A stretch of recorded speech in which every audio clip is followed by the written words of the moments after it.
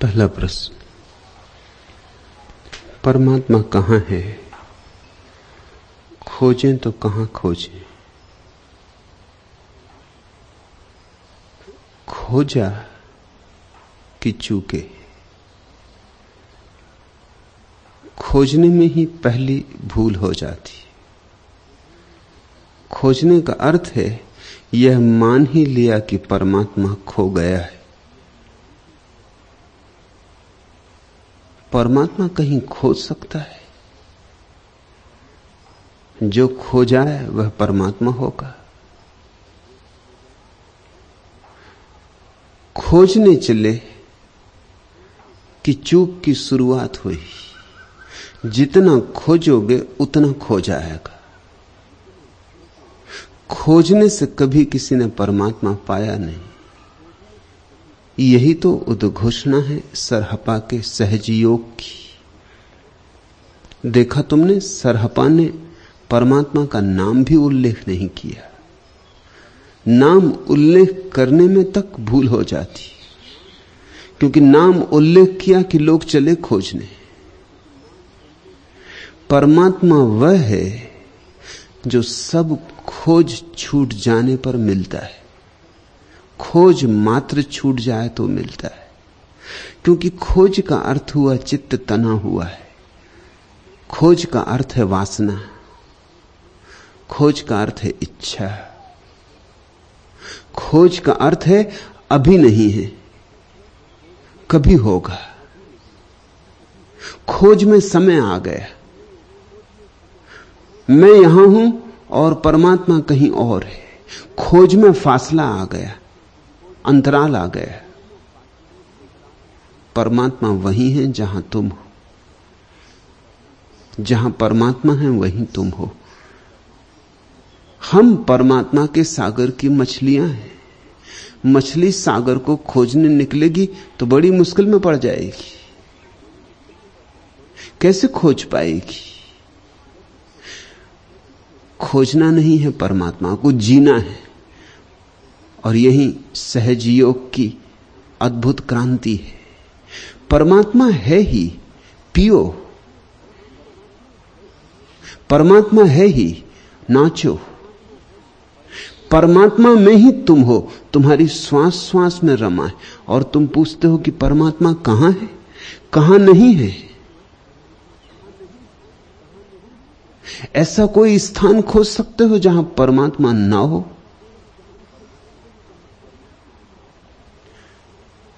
जो सर्वव्यापक है उसका ही नाम परमात्मा है। दोहराते हो तोतों की तरह कि परमात्मा सर्वव्यापक है, और फिर भी पूछते हो कि परमात्मा कहां है। सर्वव्यापक का अर्थ हुआ वही बाहर वही भीतर। सर्वव्यापक का अर्थ हुआ वही बोलने वाले में वही सुनने वाले में। सर्वव्यापक का अर्थ हुआ जागो तो वही, सो तो वही। सर्वव्यापक का अर्थ हुआ सत्य भी वही, सपना भी वही। ब्रह्म भी वही, माया भी वही। भटको तो भी उसी में भटक रहे हो। उससे बाहर नहीं भटक सकते। उससे बाहर कोई स्थान नहीं है। उससे बाहर जाना भी चाहो तो कोई उपाय नहीं है।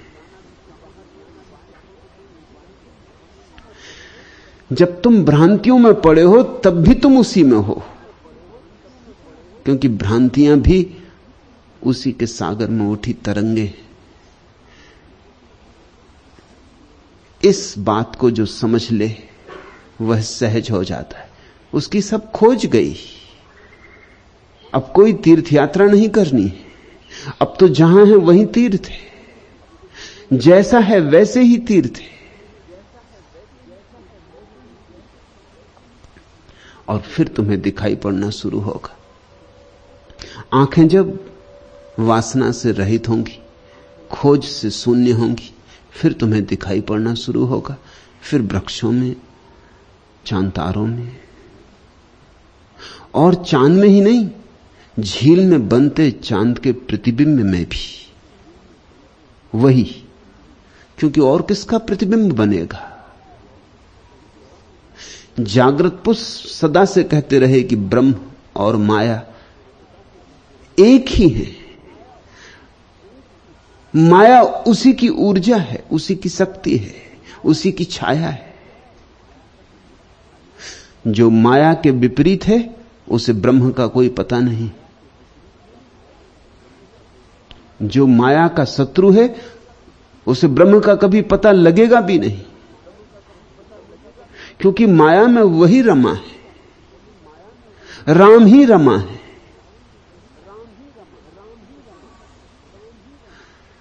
जिस दिन तुम्हें स्वप्न में भी सत्य की ही झलक छाया दिखाई पड़ने लगेगी, उसी दिन क्रांति घट जाएगी। मगर तुम हो खोजी। खोजी का अर्थ होता है चित्त, और जहां चित्त है वहां अड़चन है। खोज से चित्त निर्मित होता है। यह पाऊं, वह पाऊं, धन पाऊं, पद पाऊं। तुम सोचते हो धन और पद को पाने की आकांक्षा अधार्मिक है और परमात्मा को पाने की आकांक्षा धार्मिक है, तो तुम भ्रांति में हो, बड़ी भ्रांति में हो। पाने की आकांक्षा मात्र ही चित्त की जन्मदात्री है। क्या तुम पाना चाहते हो इससे जरा भी भेद नहीं पड़ता। तुम पत्थर पाना चाहते हो कि हीरा, कोई भेद नहीं पड़ता। तुम पृथ्वी पाना चाहते हो कि आकाश, कुछ भेद नहीं पड़ता। तुम काशी जाना चाहते हो कि काबा, कुछ भेद नहीं पड़ता। तुम्हें कुछ पाना है, कहीं जाना है, तो तुम्हारे भीतर उद्विग्नता होगी, तनाव होगा, और तुम्हें भविष्य खींचेगा। भविष्य जो कि झूठ है, भविष्य जो कि नहीं है। जो है वह तो अभी है। तुम कहते हो कल, वहां, और जो है वह है यहां और है अभी। चित्त तनाव है यहां और वहां के बीच। अभी और कभी के बीच जो तनाव है उसका नाम चित्त है। जिस क्षण तुम्हारे मन में कुछ पाने का ख्याल नहीं उठता, उसी क्षण मन भी गया। फिर आता है विश्राम, फिर आती है शांति। उसी शांति में दिखाई पड़ता है।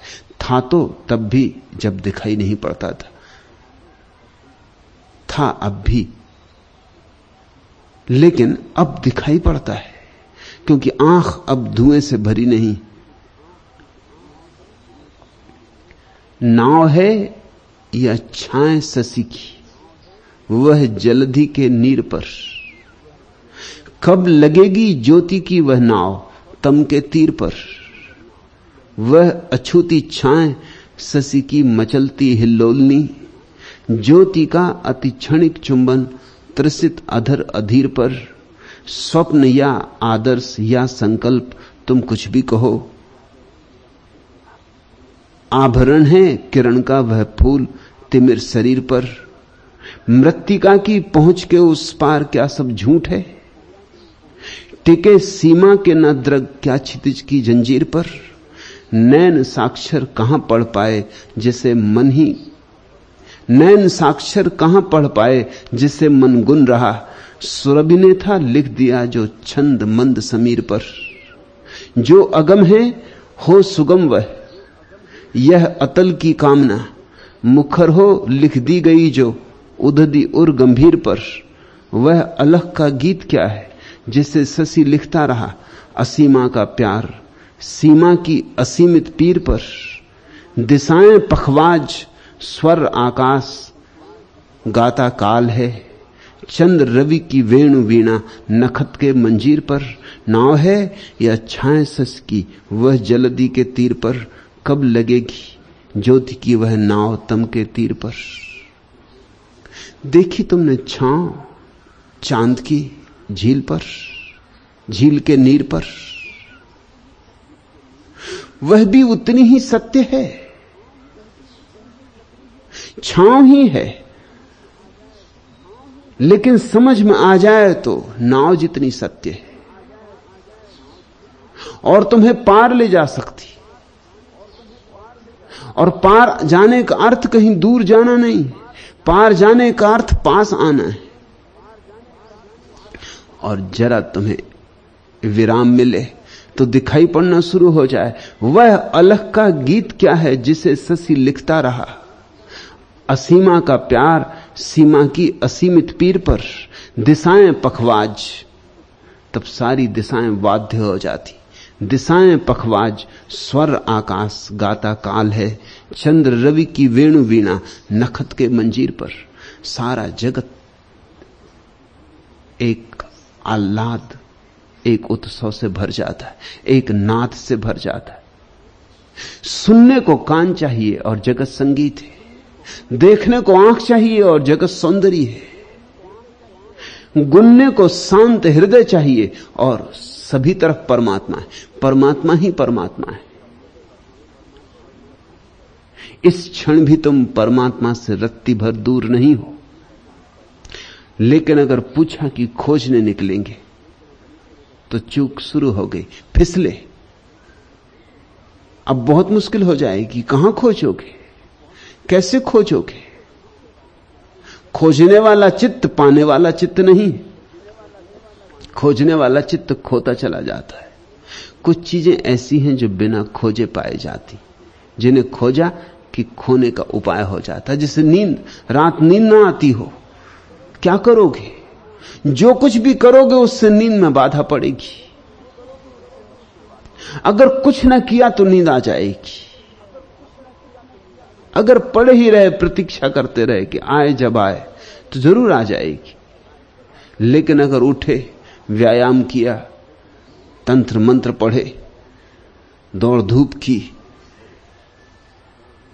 कुछ किया, कि फिर नींद मुश्किल हो जाएगी, क्योंकि कृत्य तो बाधा बन जाएगा। नींद तो विश्रांति है। परमात्मा ऐसे ही आता है जैसे नींद आती। तुम नहीं खोजते परमात्मा को, तुम तो जरा शांत बैठ जाओ तो परमात्मा आ जाए। जैसे आ ही रहा है, मगर तुम्हारी अशांति की परत बीच में और मिलन नहीं हो पाता। उसकी नाव तो तुम्हारे अंधेरे के किनारे लगने को तत्पर है। नाव है या छाए शशि की, वह जलधि के नीर पर। कब लगेगी ज्योति की वह नाव तम के तीर पर? वह लगने को ही है, लगना ही चाहती। तुम्हारे अंधेरे तट पर उसकी नाव लगी ही है, मगर तुम्हारी आंखें दूर, बहुत दूर क्षितिज पर उलझी। तुम उसे परलोक में खोज रहे हो, वह इसी लोक में मौजूद है। तुम उसे मृत्यु के बाद खोज रहे हो, वह जीवन है। और तुम उसे किसी अशरीरी आत्मा में खोज रहे हो, वह पदार्थ भी है और चेतना भी, सभी कुछ वही है। सहज योग की यह मूलभूत आधारशिला है कि परमात्मा खोजना नहीं, खो जाने की कला सीखनी है और वह मिल जाता है। और विश्राम में तुम खो जाओगे, तनाव में ही तुम होते हो, इसलिए आदमी तना रहता है। एक तनाव छूटे तो दूसरा पकड़ लेता है। धन की दौड़ छूटे तो पद की, पद की दौड़ छूटे तो धर्म की, मगर कोई न कोई दौड़ जारी रहे। दौड़ जारी रहे तो मन जीता है। मन ऐसा ही है जैसे साइकिल पर पैडल मारना। जब तक पैडल चलाते रहोगे साइकिल चलती रहेगी, पैडल रुका कि गाड़ी रुकी। मन खोजता ही रहता है। वो कहता कुछ खोजो, कुछ करो, क्या बैठे हो? और जो बैठ गया उसने पा लिया। जरा बैठना सीखो। खोज तो काफी रहे हो जन्मों जन्मों से, और खतरा यही है कि तुम अगर खोजोगे तो तुम्हें मार्गदर्शन देने वाले लोग भी मिल जाएंगे। इस जगत में यह अनिवार्य है। अर्थशास्त्र का नियम है कि जिस बात की मांग होती है उसकी पूर्ति करने वाले लोग पैदा हो जाते। तुम मांगो भर, कोई न कोई फैक्ट्री खोल देगा। तुम मांगो भर, कोई न कोई उत्पादक सामान बना के तैयार कर देगा। जिस बात की मांग होगी उसकी पूर्ति करने वाले मिल जाएंगे। उसका बाजार होगा तो बेचने वाले मिल जाएंगे। तुमने पूछा ईश्वर को कहां खोजें, और तुम्हें मिल जाएंगे मार्गदर्शक।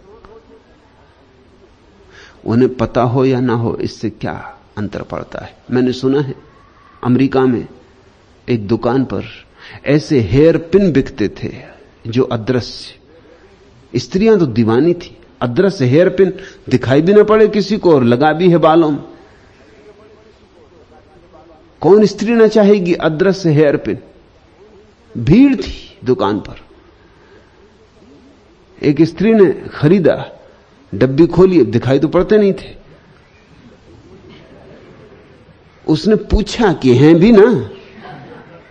उस दुकानदार ने कहा आपसे क्या छिपाना। परिचित ही महिला थी। 3 सप्ताह से नहीं है मगर बिक्री जारी है। अदृश्य चीजों की बिक्री बड़ी आसान होती है और परमात्मा से ज्यादा अदृश्य क्या। इसलिए सदियों से बिक्री चल रही, दुकानें हैं, दुकानदार हैं, पंडित पुरोहित हैं, वो बेच रहे हैं अदृश्य परमात्मा। और चूंकि अदृश्य सामान है, किसी को दिखाई तो पड़ता नहीं, इसलिए कोई झंझट खड़ी कर सकता नहीं। और फिर उसको देने के ढंग भी इस तरह से बनाए गए कि मिलेगा मरने के बाद। अब मरने के बाद कोई लौटता नहीं, इसलिए किसको मिलता है कि नहीं मिलता इसका भी कुछ पता चलता नहीं। और फिर आदमी को इतना घबरा दिया है कि वो सोचता है कि इंतजाम कुछ ना कुछ कर ही लेना चाहिए।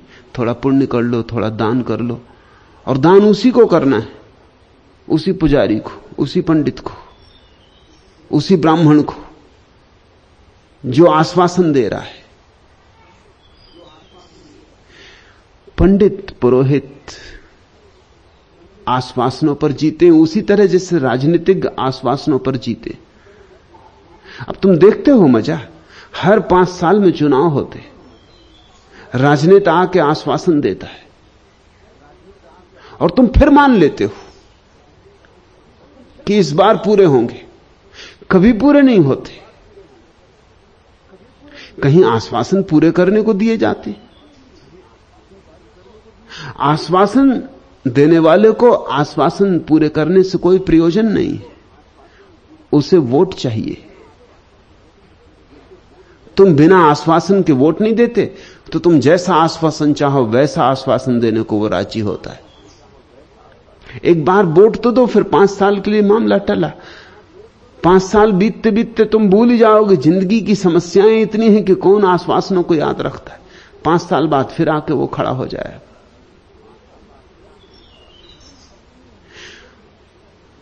तुम अपनी मांगों में इस तरह ग्रसित हो कि तुम ये भी नहीं देख पाते कि तुम्हें झूठे आश्वासन दिए जा रहे हैं और कभी पूरे नहीं होते, फिर भी तुम जागते नहीं। मैंने सुना है एक आदिवासी इलाके में राजनेता चुनाव का प्रचार करने आया था। आदिवासी सीधे साधे लोग, नंग धड़ंग, नगुंटी लगाए मुश्किल से बैठे, मगर इकट्ठे कर लिया था गांव के सरपंच ने सबको। तो राजनेता का व्याख्यान सुन रहे थे। राजनेता ने कहा कि भाइयों एवं बहनों, अगर मुझे तुमने वोट दिए तो तुम्हारे गांव में स्कूल खुलवा दूंगा। खूब ताली पीटी। आदिवासियों ने कहा हुआ हुआ। राजनेता बहुत प्रभावित हुआ। ऐसे तो उसने बहुत जिंदाबाद मुर्दाबाद की आवाजें सुनता था, मगर हुआ हुआ ये बिल्कुल नया ही मामला था। और इस भाव से आदिवासियों ने कहा था, ऐसी प्रसन्नता से कि वो समझा कि उसकी बड़ी स्तुति की जा रही। जोश बढ़ गया राजनेता का। तो उसने कहा कि इतना ही नहीं कि स्कूल खुलवा दूंगा, अस्पताल भी खुलवा दूंगा। तब तो बिल्कुल धूम धड़ाक मच गई। हुआ हुआ और जोर से। जोश राजनेता का बहुत बढ़ गया। उसने कहा कि ट्रेन भी चलवा दूंगा। फिर तो आदिवासी खड़े होकर ताली बजा के नाचने लगे। हुआ हुआ।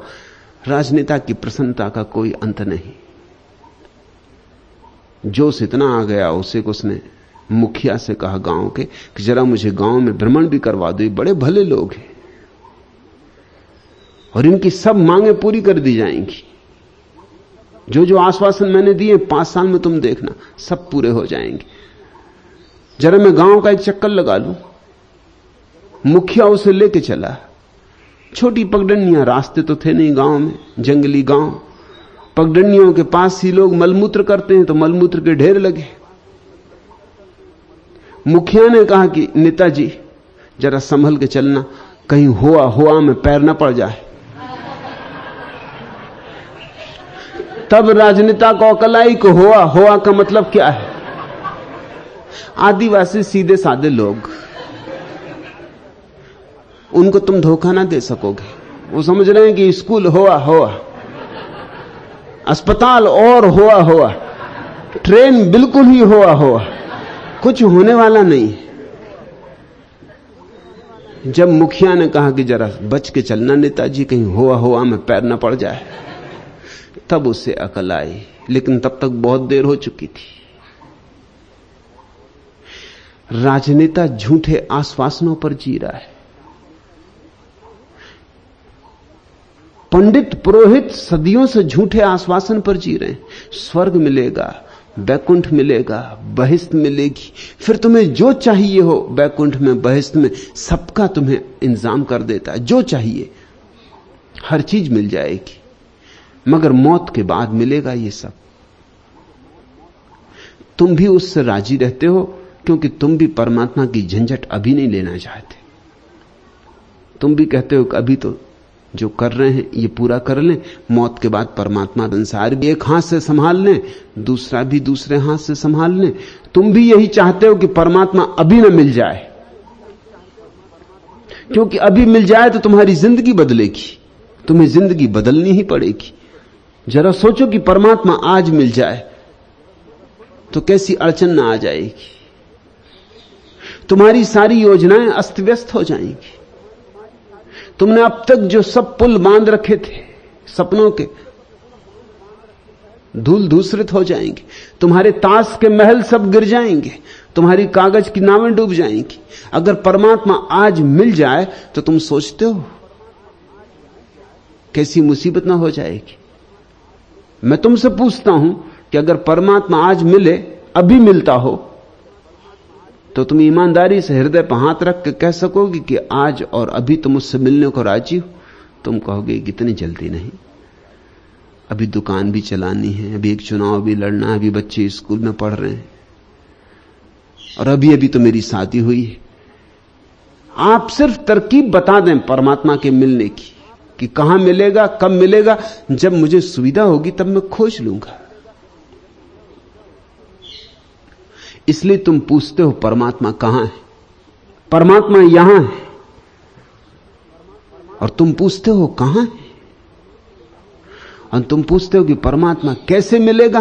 परमात्मा मिला हुआ है, तुम कैसे उसे नहीं देख रहे हो, यही आश्चर्य है। तुम कैसे उसकी तरफ पीठ किए खड़े हो, यही आश्चर्य है। मगर तुम्हें भी राहत इसी में है कि फिर कभी मिले तो अच्छा। ये विभूचन आज ही ना आ जाए। और पंडित भी इससे प्रसन्न है कि तुम अभी नहीं चाहते, तुम कल चाहते हो। कल तक का सुविधा उसको देते हो, इस बीच वो तुम्हारा शोषण कर लेता है। पंडित का काम भी चलता रहता है, तुम्हारी धार्मिकता भी चलती रहती है, और जगत जैसा है वैसा का वैसा बना रहता। उसमें रत्ती भर रंच मात्र भेद नहीं करना पड़ता। यह बड़ी सुविधापूर्ण व्यवस्था है। पंडित पूजा करता रहता है, मंदिर मस्जिदों में अजान और घंटनाद होता रहता है, आरती उतारी जाती रहती है, और तुम अपने संसार के आपाधापी में लगे रहते हो। सब वैसा ही चलता चला जाता है, और एक मजा और मन में रख लेते हो भीतर की भीतर कि मरने के बाद परमात्मा मिलेगा, कि इतना पुण्य किया, कि इतना दान किया, कि इतने उपवास किए, व्रत किए, कि इतना मंत्र जाप किया, कि इतनी माला फेरी, परमात्मा भी तय हो गया। न तो कुछ छोड़ना पड़ा, न कुछ परिवर्तित होना पड़ा, न किसी आंख से गुजरना पड़ा। और पंडित ने तुम्हें सुविधा जुटा दी, उसने तुम्हें कल का आश्वासन दे दिया कि जरूर मिलेगा, कि तुम देखो जनेऊ पहनते हो ना, जरूर मिलेगा, चुटैया बढ़ा रखी है ना, जरूर मिलेगा, तिलक लगाते हो ना, जरूर मिलेगा। उसने सस्ते आश्वासन दे दिए, और तुम सस्ते आश्वासन से राजी हो गए। न तुम पाना चाहते हो, न उसकी देने की क्षमता है। परमात्मा को कोई दे सकता है, और जिसे पाना हो उसे क्षण भर रुकने की आवश्यकता है। अभी आंख खोलो, इसी क्षण शांत हो जाओ, और फिर वही दिशाएं पखवाज, स्वर आकाश, गाता काल है, चंद्र रवि की वेणु वीणा नखत के मंजीर पर। फिर ओंकार का नाद तुम्हें इसी क्षण सुनाई पड़ने लगे। सहज हो। खोजने वाला सहज नहीं होता, वासना करने वाला सहज नहीं होता। छोड़ो सब वासना, साधारण हो जाओ। धार्मिक होने की भी अस्मिता मत बनाओ, वह भी अहंकार है। साधारण हो जाओ। इसलिए सरहप्पा ने नहीं प्रयोग किया परमात्मा शब्द का, सहज हो जाने को कहा है। साधारण होकर जी लो, जैसे पशु जीते, पक्षी जीते, पौधे जीते, चांतारे जीते, ऐसे साधारण होकर जी लो। इतना जरूर भेद रहेगा तुम में, पक्षी और पौधे में, कि तुम्हारे सहजता में एक चैतन्य रहेगा, एक बोध रहेगा, एक जागृति रहेगी। वही जागृति और तुम्हारी सहजता का मिलन हो जाए तो परमात्मा घट गया। तुम परमात्मा हो और तुम पूछते हो परमात्मा कहां खोजे। खोजने वाले में छिपा है वह जिसे तुम खोजना चाहते हो।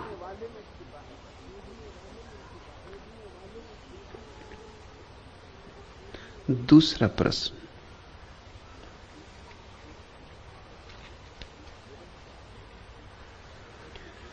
विरह का, प्रभु विरह का कष्ट सहा नहीं जाता है, फिर कुछ और होगा वह। प्रभु विरह का कष्ट न होगा, क्योंकि प्रभु विरह का कष्ट तो एक सौभाग्य है, वह कष्ट है ही नहीं, वह वरदान है, अभिशाप नहीं।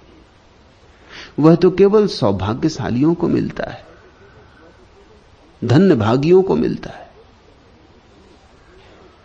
वह तो बड़ी मीठी पीड़ा है, बड़ी मधुर।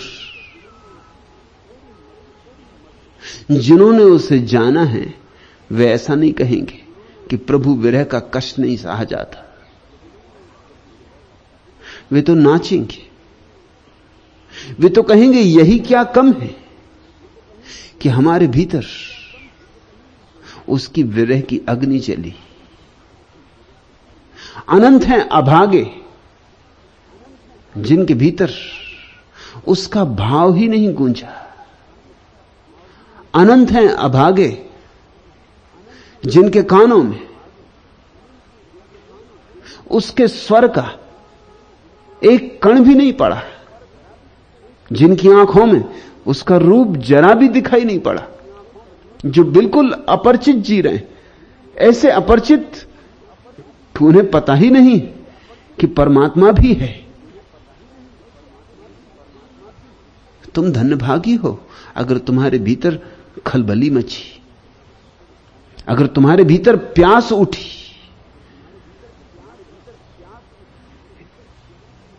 इसको तुम कष्ट ना कहो,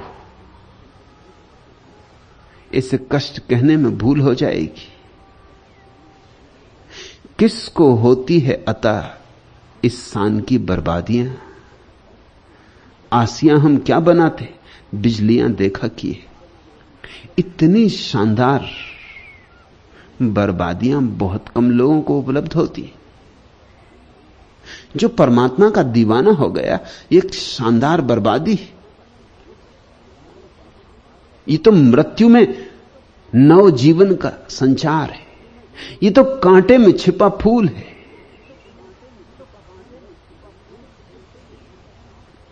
उस जुल्म पे कुर्बान लाख करम, उस लुत्फ पे सदके लाख सितम, उस दर्द के काबिल हम ठहरे जिस दर्द के काबिल कोई नहीं।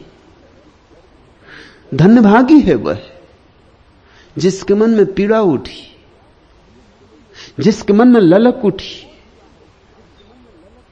जिसको बोध हुआ है इस बात का कि परमात्मा है, जिसके भीतर परमात्मा में डूब जाने की उमंग समाई है। लेकिन अगर तुमने परमात्मा को भी कोई वस्तु समझा हुआ है और तुम उसे पाने के लिए आतुर हो रहे हो वस्तु समझ के, तो कष्ट होगा। तब तो वैसे ही कष्ट होगा जैसे किसी को मकान बनाना और नहीं बना पा रहा, तो अहंकार को चोट लगती है। कि किसी को कार खरीदनी नहीं खरीद पा रहा, अहंकार को चोट लगती है। कि किसी को कुछ और करना है और नहीं कर पा रहा, तो लगता है मैं भी ना कुछ दो कौड़ी का आदमी हूं, इतना भी नहीं कर पा रहा। अगर परमात्मा को भी तुमने कोई वस्तु समझा है, कोई अहंकार का आभूषण समझा है, तो कष्ट होगा। लेकिन परमात्मा कोई वस्तु नहीं है और न अहंकार का कोई आभूषण। परमात्मा तो एक मस्ती है, और निश्चित ही यह मस्ती ऐसी है कि शुरू तो होती, अंत नहीं होती। तो परमात्मा के प्यारे तो सदा ही विरह की पीड़ा में जीते, सदा ही, क्योंकि मिल मिल के लगता है और मिलने को है। विरह का अंत नहीं होता। ऐसा थोड़ी कि एक दिन पता चलता है कि मिल गया पूरा। परमात्मा के मिलने की शुरुआत होती, पूरा तो परमात्मा कभी नहीं मिलता। हमारे हाथ बड़े छोटे, हमारा हृदय बड़ा छोटा, उतना बड़े आकाश को हम समा भी कैसे पाएंगे? हमारी गागर में सागर बनेगा कैसे? गागर भर भी जाएगी तो भी विराट सागर बाहर मौजूद रहेगा।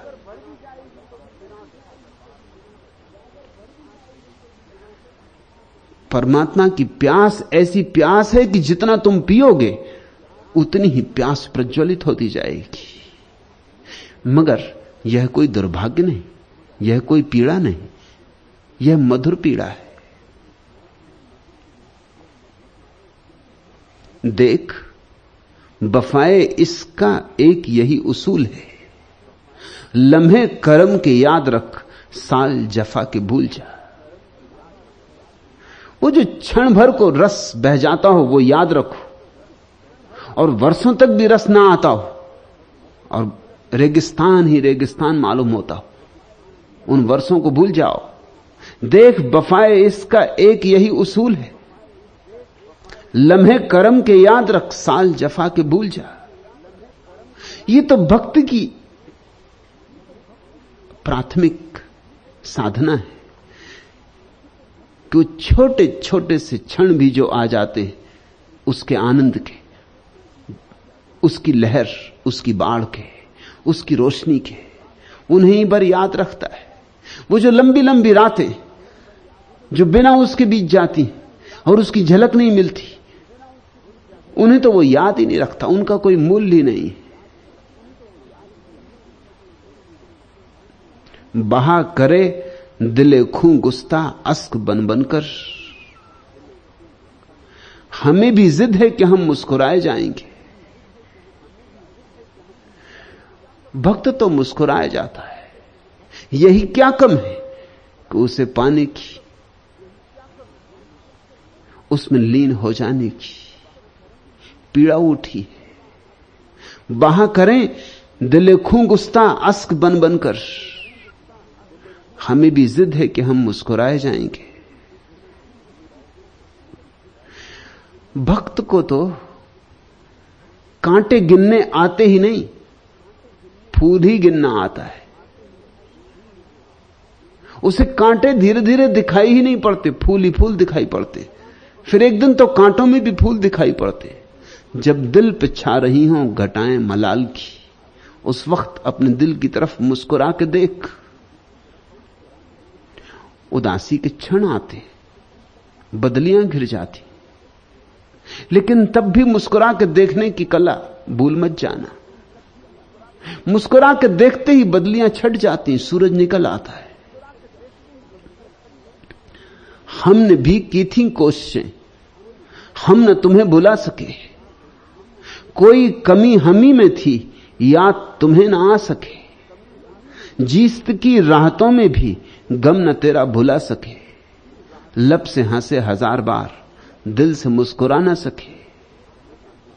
कुफ्र सा एक जबां पे था, आंखों में कुछ नमी सी थी, होश नहीं कि दिल का भेद कह गए या छुपा सके। अपने ही शौक की खता, अपनी ही आंख का कसूर, वह तो उठा चुका नकाब, हम न नजर उठा सके। परमात्मा तो सामने ही खड़ा है। अगर भूल हो रही तो अपने से हो रही, अपने ही शौक की खता, अपनी ही आंख का कसूर, वह तो उठा चुका नकाब, हम न नजर उठा सके।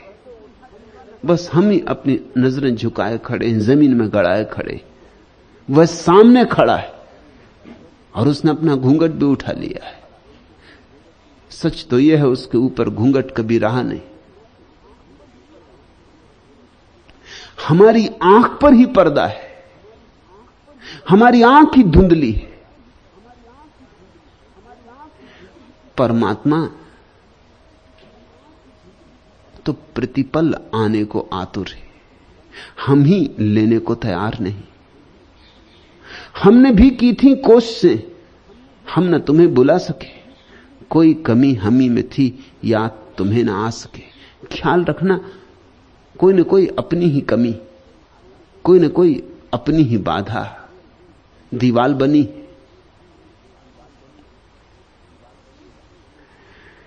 लेकिन अक्सर ऐसा हो जाता है कि अगर भक्त को समझना हो और भक्ति अगर उधार हो तो वो शिकायतें करने लगता है। वो कहता अब सहा नहीं जाता, अब विरह की बहुत पीड़ा हो गई, अब मिलना ही चाहिए।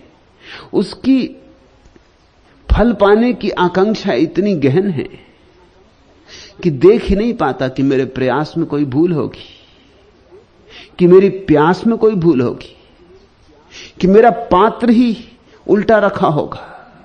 अपने ही शौक की खता, अपनी ही आंख का कसूर, वह तो उठा चुका नकाब, हम न नजर उठा सके। जरा पहचानो, अपनी ही नजर की भूल पहचानो, कहीं चूक हो रही। या तो तुम परमात्मा को किसी शक्ल में देखना चाहते हो तो चूक हो गई, फिर तुम न देख पाओगे। कोई चाहता है कि धनुष बाण लिए हुए रामचंद्र जी दिखाई पड़े, बस फिर तुम्हें कभी मिलना ना हो पाएगा। और अगर कभी मिलना हो जाए तो समझ लेना कि तुम्हारी कल्पना का ही जाल है। कोई चाहता है कि बांसुरी बजाते हुए कृष्ण मिले, तुमने अपेक्षा आरोपित कर दी। तुम परमात्मा को वैसा ना आने दोगे जैसा वह आना चाहता, तुम उसे उसकी नग्नता में ना आने दोगे, उसकी सत्यता में ना आने दोगे। वह तुम्हारा लिबास ओढ़ के आए, वो तुम्हारा रंग ढंग लेके आए, वो तुम्हारी अपेक्षा पूरी करे, तो फिर विरह की रात्रि चलती रहेगी। फिर इसका कोई अंत नहीं, फिर कोई सुबह नहीं होने वाली। तुम्हारी धारणाएं बाधा डाल रही। तुम परमात्मा की कोई धारणा ना रखो मन में, अपनी सब धारणाएं छोड़ दो। उससे कहो जैसा तू है वैसा, नहीं हिंदू की तरह, नहीं ईसाई की तरह, तू जैसा है वैसा। मेरी कोई मांग नहीं, मेरी कोई अपेक्षा नहीं। तू जिस ढंग में आएगा अंगीकार है, तू जिस रंग में आएगा स्वीकार है। तेरा स्वागत है, तू आ। मैं तुझे हर रंग में और हर ढंग में पहचानने को राजी हूं। मैंने आंखें खोल कर रखी, तू आ। लेकिन कोई हिंदू है, कोई ईसाई है, कोई मुसलमान है और यही अड़चन। धार्मिक तो कोई भी नहीं। तुमने बड़ा जाल खड़ा कर रखा है। तुम जरा देखो, तुमने अगर सोचा है कि पीतांबर पहने हुए कृष्ण आए और अगर वो सफेद कपड़ों में खड़े हुए तो तुम्हें संदेह होने लगेगा कि अरे कृष्ण महाराज और सफेद कपड़ा, पीतांबर, तुम्हारी धारणा अनुकूल नहीं पड़ रही। तुमने मान रखा है धनुष्वाण ले आए, अब धनुष्वाण पिट गया, अब धनुष्वाण का कोई मूल्य है? कभी कभी 26 जनवरी को दिल्ली में आदिवासी लेके पहुंच जाते हो और तो कोई कहीं दिखाई पड़ता नहीं धनुष्वाण लिए हुए। उनके भी किसी काम का नहीं है। अब वो भी रखे रहते हैं 26 जनवरी के लिए। 26 जनवरी को रंग रोगन करके पहुंच जाते हैं दिल्ली धनुष्वाण लेके। अब धनुष्वाण का क्या अर्थ रहा? अब क्या मूल्य है? और अगर अभी भी तुम्हारा परमात्मा धनुष्वाण लिए होगा तो थक गया होगा, बुरी तरह थक गया होगा, उसके कंधे भी दुखने लगे होंगे। तुम क्षमा करो उसे छुट्टी दो, उससे कहो कि अब तुम छोड़ो ये धनुष्वाण। मगर झगड़ा हो जाए अगर परमात्मा धनुष्वाण छोड़ दे। एक नगर में मैं मेहमान था, वहां एक दंगा हो गया क्योंकि उस कॉलेज के लड़कों ने एक नाटक किया,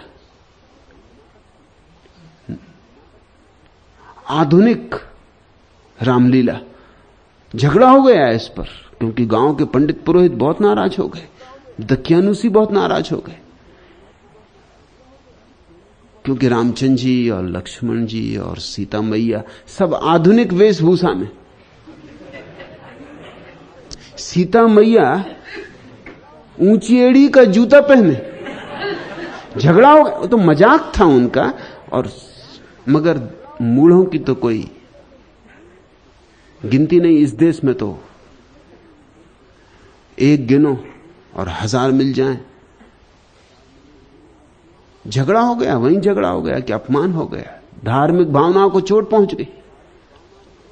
व्यंग भी समझना लोग भूल गए हैं, थोड़ा सा हंसी मजाक समझना भी भूल गए।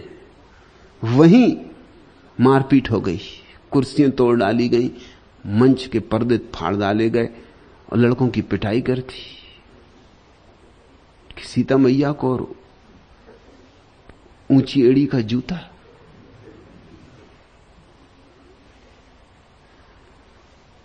लेकिन व्यंग्य प्यारा था, अर्थपूर्ण था। सब बदला जा रहा है तो तुम सोचते हो परमात्मा नित्य नूतन नया नहीं हो रहा होगा? फिर राम या कृष्ण या बुद्ध केवल परमात्मा की अनुभूतियां हैं। इन व्यक्तियों ने परमात्मा को जाना। ये खिड़कियां हैं जिनसे परमात्मा देखा गया। लेकिन खिड़की की चौखट की पूजा करने मत बैठ जाना, नहीं तो आकाश तो भूल ही जाएगा, चौखट पकड़ में रह जाएगी। आकाश को देखो, खिड़की आकाश नहीं है। खिड़की से सिर्फ आकाश दिखा, राम से आकाश दिखा, कृष्ण से आकाश दिखा। अब खिड़की की पूजा करने से क्या होगा? आकाश देखो। वो जो राम में था विराट, वही विराट आएगा, राम नहीं आएंगे। वह जो कृष्ण में था विराट, वही विराट आएगा, कृष्ण नहीं आएंगे। लेकिन विराट को झेलने की क्षमता नहीं। अर्जुन चाहता था कि कृष्ण अपना विराट रूप दिखाएं, और कथा है कि कृष्ण ने अपना विराट रूप दिखाया, और जब उसने विराट रूप देखा तो वो कंपने लगा, उसके हाथ से गांडीव छूट गया, थरथरा गया, पसीना आ गया। उसने कहा कि नहीं नहीं, आप अपने वापस उसी रूप में आइए, मेरे सखा के रूप में।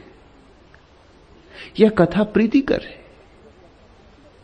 तुम चाहते हो परमात्मा उस तरह से आए जो तुम्हें रुचिकर हो, मगर परमात्मा तो उसी तरह से आ सकता है जैसा है। अगर तुम्हें देर हो रही है उसे पाने में, तो उसका कुल कारण इतना ही होगा कि तुमने बहुत सी शर्तें लगा रखी कि ये शर्तें पूरी करो। और परमात्मा किसी की शर्त पूरी करने को बंधा नहीं। परमात्मा और शर्त पूरी करेगा, तुम बेशर्त हो जाओ। अपने ही शौक की खता, अपनी ही आंख का कसूर। वह तो उठा चुका नकाब, हम न नजर उठा सके। हिंदू की नजर नहीं उठ सकती और मुसलमान की नजर नहीं उठ सकती। नजर तो उसकी उठेगी जो न हिंदू है न मुसलमान है, हिंदू है न मुसलमान है। हिंदू होना नजर पे पत्थर है, जैसे पलकों से पत्थर बंधा हो। नजर तो वह उठेगी जिस पे कोई पत्थर नहीं, जिस पे कोई बोझ नहीं, जो निर्भर है, जो बच्चे की तरह सरल और निर्दोष है। और जब वैसी नजर उठती तो हैरान होकर पाया जाता है कि जिसे हम खोजना चाहते थे, जिसे हम पाना चाहते थे, वो सदा से मौजूद था। हम कभी भी पा लेते, इतने दिन न पाया तो अपनी ही नजर का कसूर था।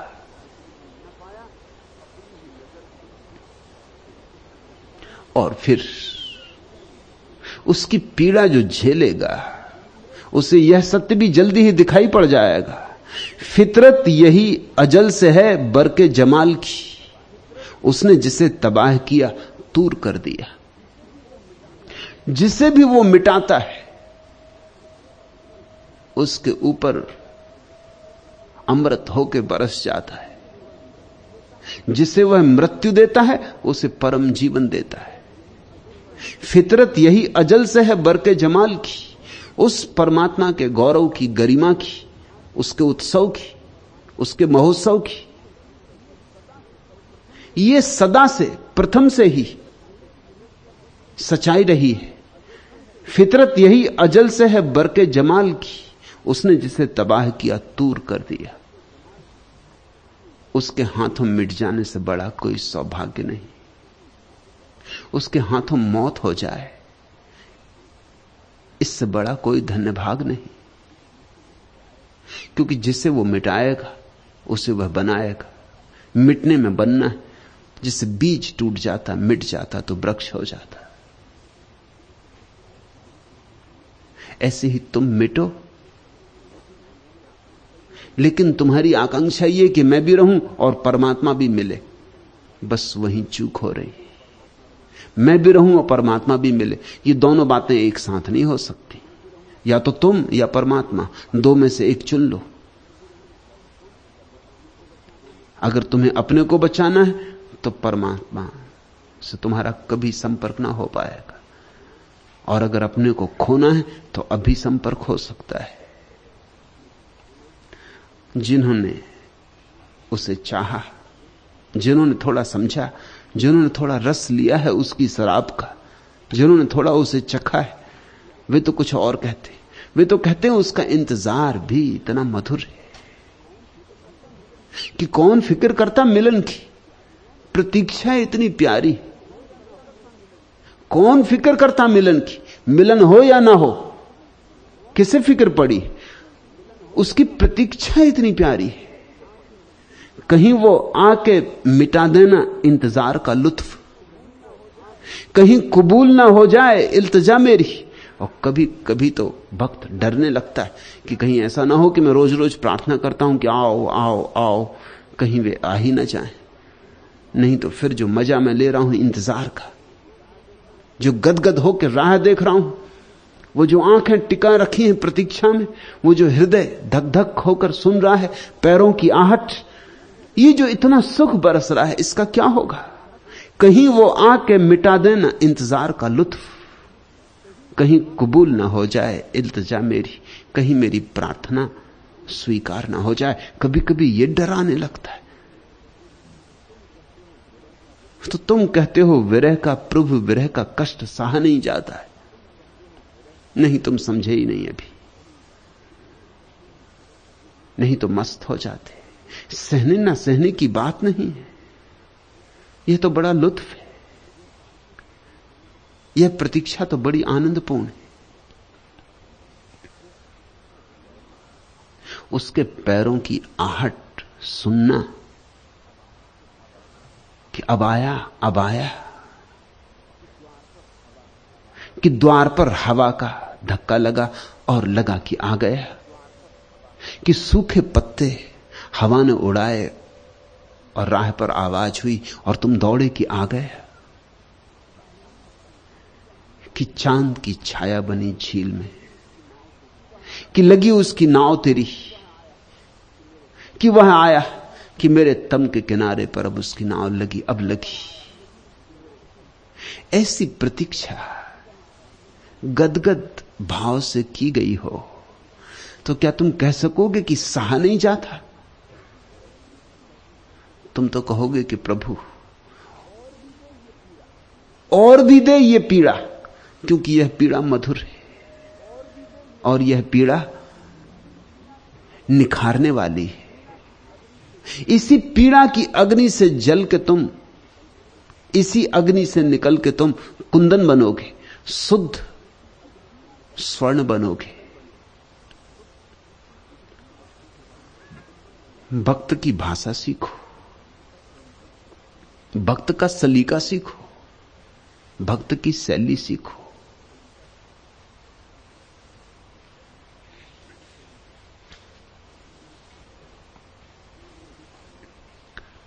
तीसरा प्रश्न, भगवान, हम भारतीय क्यों दार्शनिक प्रश्न ही पूछते, जबकि पश्चिमी सन्यासी अपने जीवन से संबंधित प्रश्न पूछते?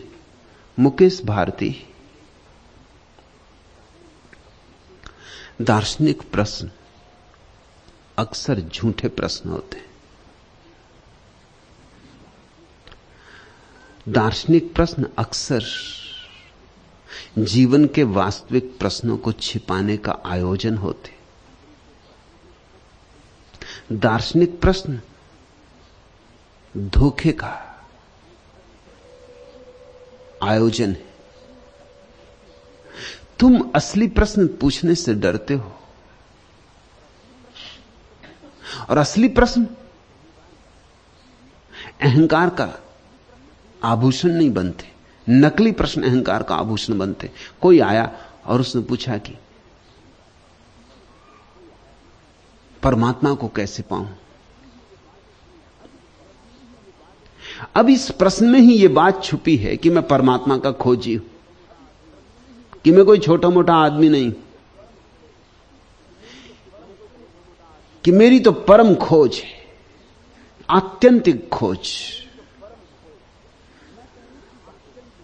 मैं तो ऊंची बातें करता हूं, मैं जिज्ञासु नहीं हूं, मुमुक्षु हूं। मोक्ष की ही मेरी अभीप्सा है। छोटी मोटी क्षुद्र बातों में मैं नहीं पड़ता। मैं कोई छोटा ओछा आदमी नहीं हूं। मेरा प्रश्न देखो, मेरा प्रश्न बता रहा है कि मैं कौन हूं। और असलियत अगर गौर से देखी जाए तो इसकी जिंदगी के प्रश्न अभी हल नहीं हुए। अभी काम वासना से ये कैसे मुक्त हो, हल नहीं हुआ है, मगर राम की बात उठा दी। अभी काम से मुक्त नहीं हुआ है, राम की बात उठा दी। राम की बात उठाने में ही मजा है, क्योंकि राम की बात से ही अहंकार को तृप्ति मिलती। अब कोई आके पूछे कि काम वासना से कैसे मुक्त हों, तो स्वभावतः अहंकार को चोट लगती। जो चार लोग बैठे हैं वो सुनेंगे कि अरे, हम तो समझते थे आप ब्रह्मचारी, और आप कहते हैं काम वासना से कैसे मुक्ति हो। एक जैन मुनि मुझसे मिलना चाहते थे, तो मैंने कहा ठीक, लेकिन उन्होंने कहा एकांत में मिलना है। मैंने कहा एकांत की क्या चिंता, अच्छा ही होगा, आपके भक्त भी सुन लेंगे कि क्या बात होती है, मगर वे न माने। जब मैं उन्हें मिलने गया तो उन्होंने कहा कि अब बाकी लोग जाएं। कोई 30-40 आदमी इकट्ठे हो गए थे। फिर द्वार उनके एक भक्त ने अटका दिया। मैंने पूछा कि इनको हटाने की जरूरत क्या? उन्होंने कहा आप समझे नहीं, मैं ऐसे प्रश्न पूछना चाहता हूं जो इनके सामने नहीं पूछ सकूंगा। इनके सामने तो आत्मा, परमात्मा, मोक्ष इत्यादि की ही बातें कर सकता हूं। सच तो यह कि प्रश्न भी नहीं पूछ सकता इनके सामने, उत्तर दे सकता हूं, क्योंकि इनको मैं सिर्फ समझाता हूं, उपदेश देता हूं। ये तो बहुत मुश्किल में पड़ जाएंगे अगर मैं पूछूं कि काम वासना से कैसे मुक्त हुआ जाए, क्योंकि ये तो मानते हैं कि मैं मुक्त हो गया हूं। आप मेरी तकलीफ समझो। वो आदमी ईमानदार थे, हिम्मत नहीं थी इतनी कि सबके सामने पूछते, मगर फिर भी ईमानदार थे। उन्होंने कहा कि मेरी तकलीफ, मुझे आत्मा परमात्मा से कुछ लेना देना नहीं, 40 साल मेरे खराब गए, ये काम वासना मुझे खाए जा रही, मुझे इससे छुटकारा दिलाएं। मैंने उनसे पूछा कि आप अपने संप्रदाय के आचार्य को ही क्यों नहीं पूछते? वो आचार्य तुलसी के मुनि थे। तो मैंने कहा आपके तो बड़े आचार्य हैं आचार्य तुलसी, उनसे क्यों नहीं पूछते? उन्होंने कहा काम वासना के संबंध में आपके सिवाय मैं किसी से पूछ नहीं सकता, कि क्योंकि कोई भी ये समझ नहीं पाएगा।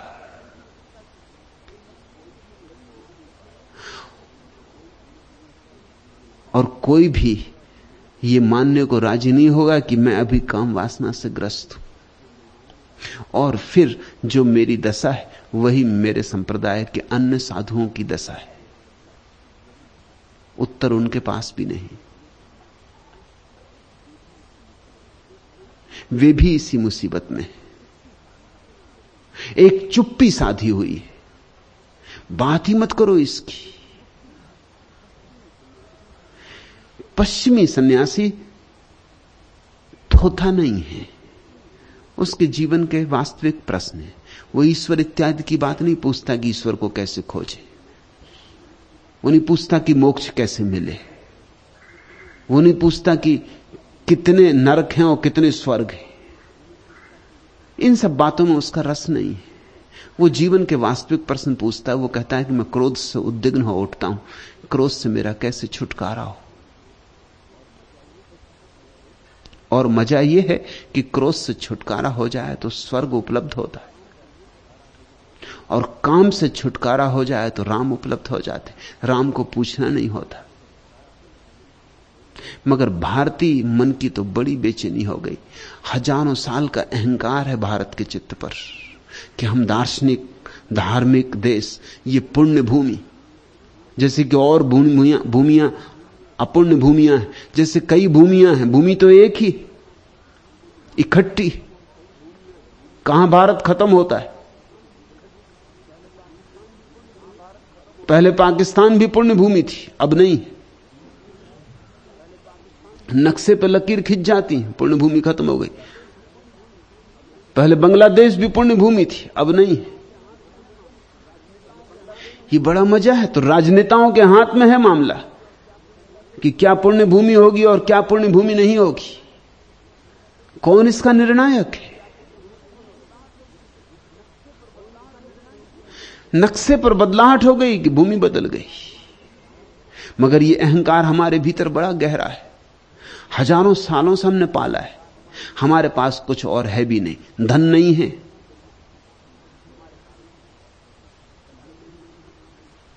समृद्धि नहीं है, शिक्षा नहीं है, स्वास्थ्य नहीं है, सब खो गया है।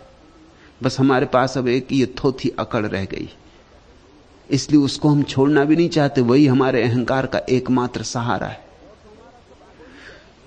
और तो हमारा सब खो ही गया है। अब एक ही बात बची है कि हम धार्मिक हैं। वह भी सिर्फ बात ही बात है, धार्मिक हम हैं नहीं। लेकिन इसको कैसे छोड़ें? जिसके पास सब कुछ खो गया हो, एक छोटा सा आसरा बचा हो, वो उसी को उछालता रहता है। तो तुम पूछते हो कि हम भारतीय दार्शनिक प्रश्न क्यों पूछते? तुम उछालते रहते हो बताने के लिए कि हम धार्मिक हैं। हम क्षुद्र बातें नहीं पूछते। मेरे पास भारतीय आके ये भी कह देते हैं कि आपके पश्चिमी सन्यासी व्यर्थ की बातें क्यों पूछते? वो उन्हें व्यर्थ की बातें मालूम हो रही। एक पश्चिमी सन्यासी पूछता है कि मेरे मन में बहुत अहंकार है, क्या करूं? यह व्यर्थ की बात मालूम हो रही, क्योंकि हम तो माने ही बैठे हैं कि अहंकार तो हम में है ही नहीं। यह प्रश्न हम कैसे पूछें? हम तो ऊंची बात पूछते, हम तो हवाई बात पूछते, हम तो आकाशी बात पूछते। लोग मेरे पास आके पूछते हैं पश्चिमी कि ये विचार की श्रृंखला नहीं टूटती, ये सतत बह रही है, कोई उपाय है? भारतीय आके पूछता है सविकल्प समाधि क्या, निर्विकल्प समाधि क्या, निर्बीज समाधि क्या, सबीज समाधि क्या?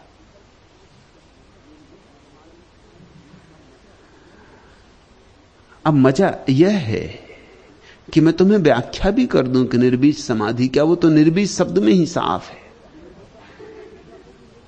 और निर्विकल्प समाधि क्या, वो भी निर्विकल्प शब्द में साफ है। वे शब्द पर्याप्त हैं और परिभाषा की कोई जरूरत नहीं। और कितने तो शास्त्र हैं तुम्हारे पास। सवाल ये नहीं कि निर्विकल्प समाधि क्या, सवाल ये है कि तुम विकल्पों से घिरे हो, इन विकल्पों के पार कैसे जाया जाए।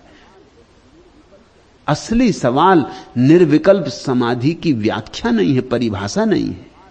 असली सवाल विकल्पों से घिरे चित्त को विकल्पों के पार ले जाने की सीढ़ी क्या है, साधन क्या है।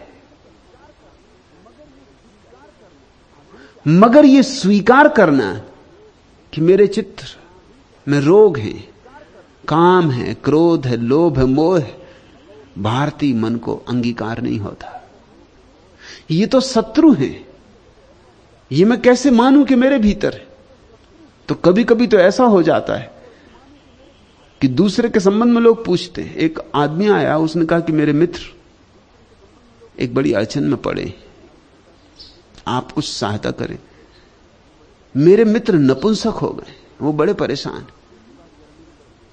मैंने इन सज्जन को कहा कि जरा मेरी तरफ देखो।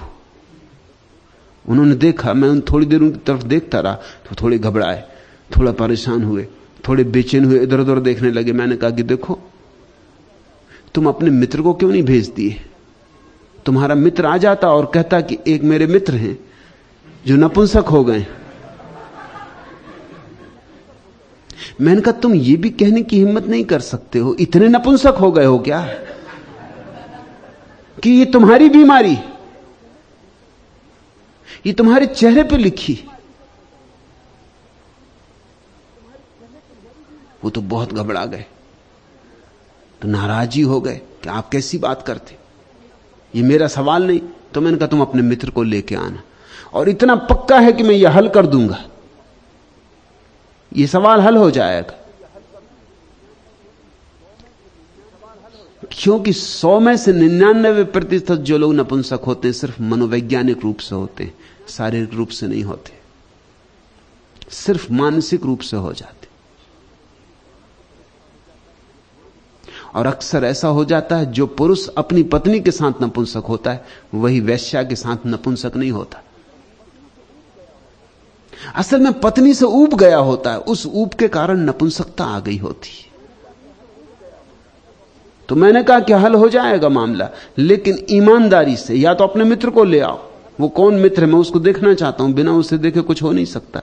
या सच सच कह दो, इधर उधर देखा कब आपसे क्या छिपाना, तकलीफ तो मेरी ही है। तो इतना भी साहस हम खो दिए, अपनी तकलीफ भी नहीं बता सकते।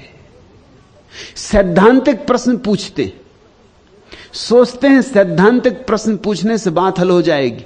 निर्विकल्प समाधि क्या है यह समझाने में शायद तुम्हें पकड़ में आ जाएगा सूत्र कि अपने विकल्पों से कैसे मुक्त हुआ जाए। नहीं, ऐसे पकड़ में नहीं आएगा। क्योंकि जब तुम निर्विकल्प समाधि की व्याख्या पूछते हो तो मैं निर्विकल्प समाधि की व्याख्या करूंगा, उस व्याख्या से कुछ नहीं होने वाला। वह व्याख्या तो पतंजलि ने कर रखी है, उसमें कुछ जोड़ा नहीं जा सकता, परम व्याख्या हो चुकी। अब उसमें कुछ सुधार नहीं करने की जरूरत है, आखिरी बात कही जा चुकी। अब तो सवाल यह है कि उस तक पहुंचा कैसे जाए, वह व्याख्या मेरा अनुभव कैसे बने।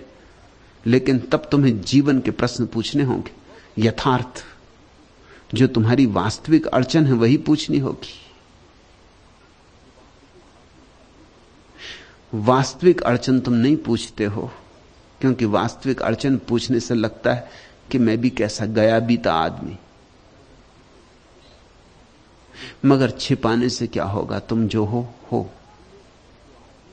और मेरी दृष्टि में जो आदमी वास्तविक सवाल उठाता है वह गया बीता आदमी नहीं है, वही आदमी है जो झूठे सवाल उठाता है, व्यर्थ के शाब्दिक जाल उठाता है, जो कभी सीधा सीधा सार्थक बात नहीं उठाता, यहां वहां गोल गोल घूमता है, पास पास इर्द गिर्द चक्कर मारता है, लेकिन केंद्र पर नहीं आता। वह आदमी व्यर्थ ही समय गंवा रहा है। मगर यही हालत है। काम वासना तुम्हारी तकलीफ है और आके पूछते हो कि ब्रह्मचर्य का क्या अर्थ। गोल गोल घूम रहे हो। काम वासना तुम्हारी तकलीफ है तो काम वासना क्या है और कैसे इसके पार हुआ जाए, यही पूछो। ब्रह्मचर्य की बात मत उठाओ। मगर ब्रह्मचर्य शब्द बहुमूल्य है, कीमती है। उसकी बात ही उठाते से चारों तरफ प्रभाव छा जाता है कि यह देखो आदमी, ब्रह्मचर्य में इसका रस है। तुम छिपा रहे हो अपने घाव फूलों में, और फूलों में छिपाए घाव नासूर बन जाते हैं, याद रखना। दार्शनिक लफ्फाजी मत करो, जीवन के तथ्यों को पकड़ो। और मैं तुमसे यह नहीं कह रहा हूं कि दर्शन ने जो कहा है वह व्यर्थ है। जीवन के तथ्य पकड़ोगे तो एक दिन उस अनुभव तक भी पहुंच जाओगे, जरूर पहुंच जाओगे, मगर सीढ़ी चढ़नी पड़ेगी। अभी से आकाश की बात मत उठाओ। अभी तुम जमीन पर हो तो जमीन की बात करो, जमीन का राज समझो। जो आदमी जमीन का राज समझ लेगा, जमीन का गुरुत्वाकर्षण समझ लेगा, वही आदमी गुरुत्वाकर्षण के पार हो सकता है। उसी समझ में से पार होने का रास्ता निकलता है। वह आदमी एक दिन आकाश में उठ जाएगा। जिन लोगों ने पहली दफा हवाई जहाज बनाया, वे कुछ आकाश की बातें नहीं किए थे।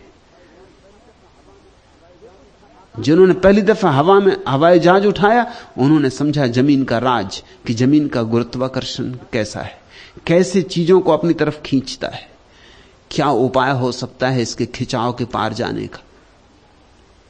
जो लोग चांद पर गए, उनके सामने सबसे बड़ा सवाल यही था कि पृथ्वी का गुरुत्वाकर्षण बिल्कुल छूट जाए, इसके लिए क्या किया जाए। उसकी ही समझ पैदा हो गई कि चांद पर जाना आसान हो गया। आकाश की बात करने से कोई आकाश नहीं जाता, जमीन को ठीक से समझ लेने से आकाश जाता है। आत्मा की बातें करने से कोई आत्मा को नहीं पाता, देह के राज को समझ लेने से, शरीर के रहस्यों को समझ लेने से आत्मा को जान पाता है। तथ्यों को पहचानो, सत्य तक पहुंच जाओगे। मगर हम तथ्यों की बात ही नहीं करते, हम तो सीधे सत्यों की बात करते। तब हमारी बातचीत कोरी बातचीत रह जाती, दार्शनिक चर्चा जो बिल्कुल व्यर्थ होती, जिसका कोई मूल्य नहीं होता, किताबी होती। इसलिए अक्सर ऐसा हो जाता है कि जो एक के लिए बड़ा महत्वपूर्ण सवाल मालूम होता है, दूसरे के लिए बिल्कुल महत्वपूर्ण नहीं मालूम होता। एक जैन आके पूछता है निगोध यानी क्या।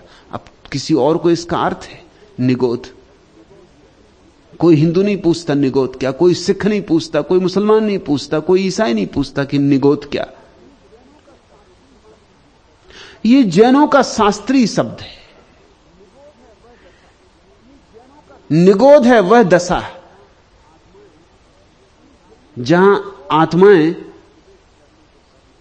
संसार में प्रवेश करने के पहले इकट्ठी थी।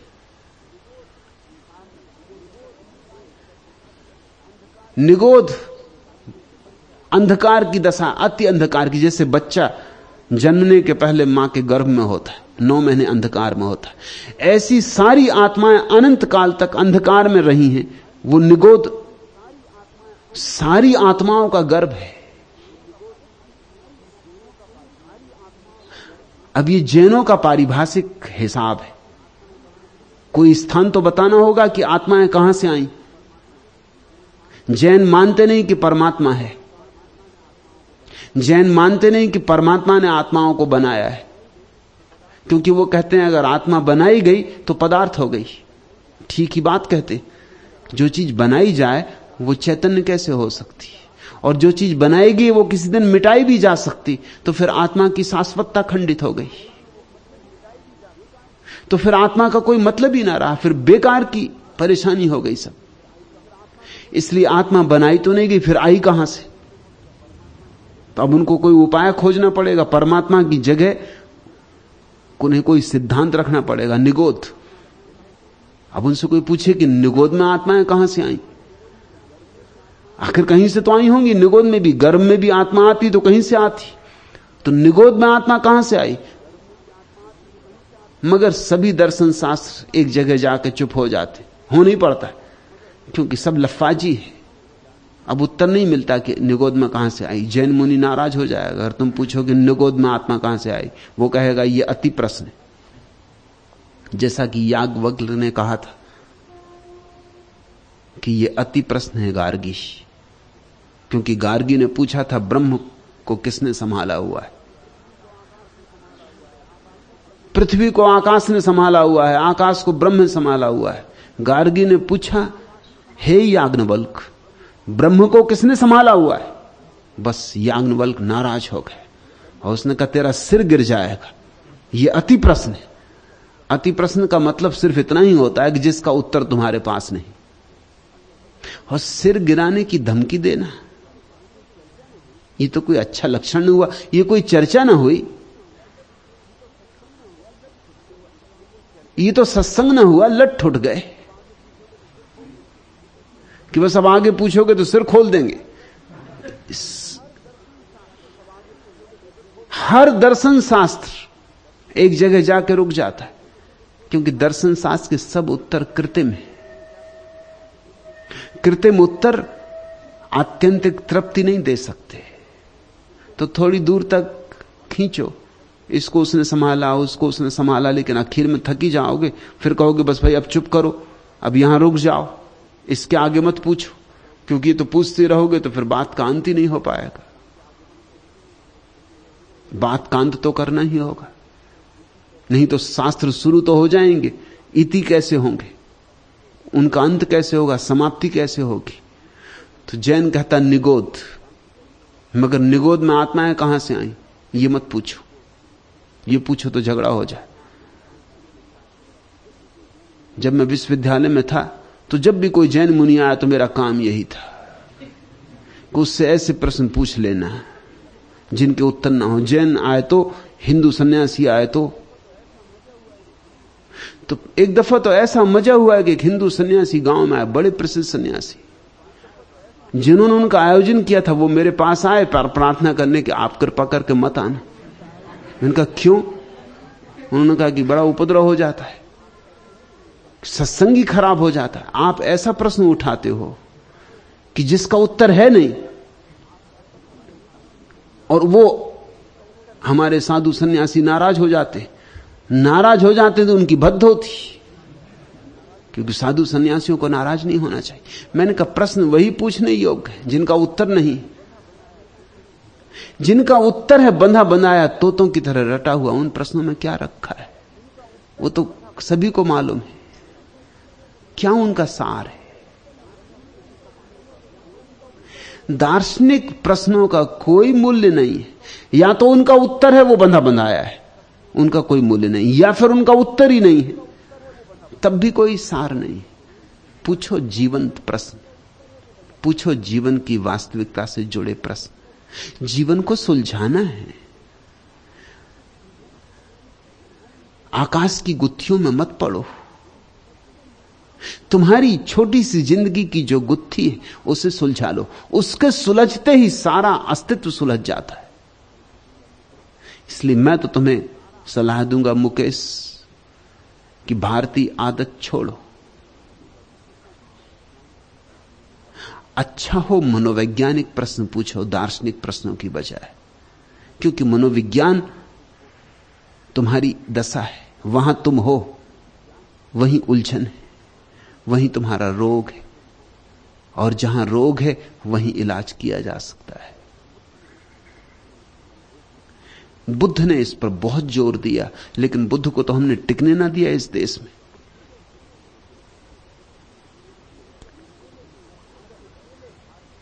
बुद्ध को तो हमने उखाड़ फेंका इस देश से।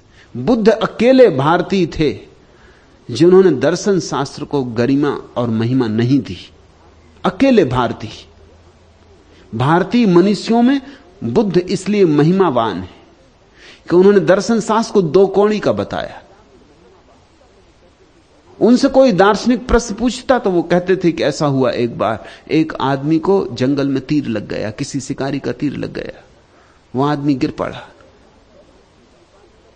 गांव से वैद्य आया, वैद्य तीर निकालने लगा, वह आदमी दार्शनिक था, उसने कहा रुको, पहले कुछ बातों के जवाब दो। पहले तो यह कि तीर सत्य है या माया है भी कि सिर्फ भ्रांति है। अब यह बड़ी झंझट की बात है कि तीर है भी या सिर्फ भ्रांति है। उस वैद्य ने कहा कि पहले तीर निकाल लेने दो, फिर तुम विवाद करना और विचार करना और दार्शनिकों से जाके पूछ लेना। मैं वैद्य हूं, मैं कोई दार्शनिक नहीं हूं। तीर सच हो कि झूठ, एक बात पक्की है कि अगर तीर थोड़ी देर और रह गया तुम्हारे भीतर तो तुम मर जाओगे। इतना मैं कह सकता हूं कि तुम मरण सैया पर पड़े हो। मैं तीर निकालना जानता हूं, मुझे यह पता नहीं कि तीर सच है कि झूठ। इतना पता है कि तीर थोड़ी देर और रह गया तुम्हारी देह में तो तुम मर जाओगे, तुम्हारा खून विषाक्त हो रहा है, मुझे तीर निकाल लेने दो। उस आदमी ने कहा विषाक्त? तो क्या तीर विष भरा है? इसका क्या प्रमाण? उस वैद्य ने कहा यह प्रमाण इत्यादि बाद में खोज लेना, क्योंकि अभी समय नहीं है। मर गए तो फिर कोई प्रमाण खोजने की सुविधा भी ना रहेगी। ये तीर किसने मारा है उसने पूछा। वैद्य ने कहा ये मैं कैसे जानूं कि किसने मारा है? किसी ने मारा हो, तीर लगा है, इसे निकाल लेने दो। ये मित्र ने मारा है या शत्रु ने? वह दार्शनिक पूछने लगा। दार्शनिकता भी एक तरह की बीमारी है, अंत अंत तक पीछा करती। वैद्य ने देखा कि यह तो बहुत संक्रामक दार्शनिक है, यह रोग बड़ा पुराना है। उसने 4 आदमियों से कहा कि पकड़ो इसको और मैं तीर निकालता हूं, इसकी बकवास में समय खोना ठीक नहीं। बुद्ध कहते थे तुम जब मुझसे आके इस तरह के प्रश्न पूछते हो कि आदमी मरने के बाद बचता है या नहीं, स्वर्ग 7 हैं कि 3, मोक्ष कहां है, लोक में कि लोकातीत, तब मुझे यह कहानी याद आती कि तुम मरे जा रहे हो, जीवन का तीर तुम्हारी छाती में लगा है और मैं वैद्य हूं, मैं ये तीर निकाल सकता हूं, मगर तुम व्यर्थ की बकवास कर रहे हो। तुम कहते हो कि जीवन सत्य है कि माया, और जीवन का तीर लगा है, और तुम मृत्यु के बाद की बातें कर रहे हो।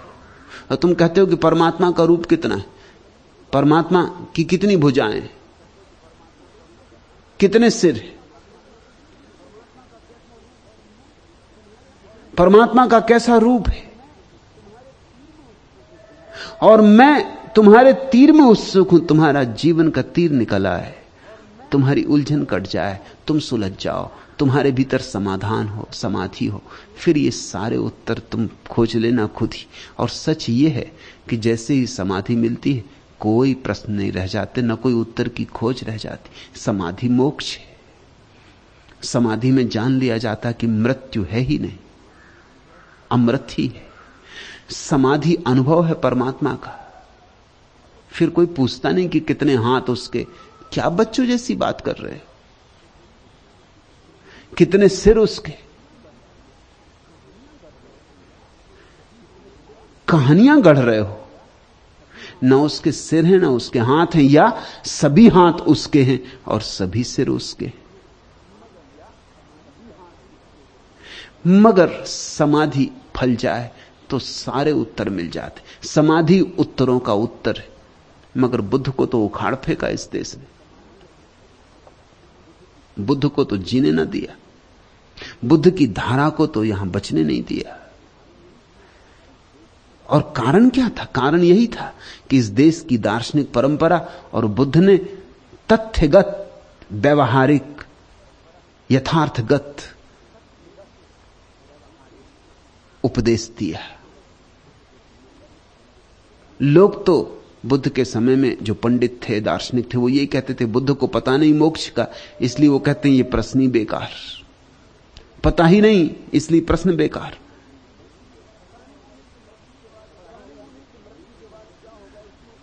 पता नहीं उन्हें कि मृत्यु के बाद क्या होगा, इसलिए उत्तर नहीं देते। और लोगों को यह बात जची होगी कि ठीक है, पता होता तो उत्तर देते, पता ही नहीं तो उत्तर कैसे दें।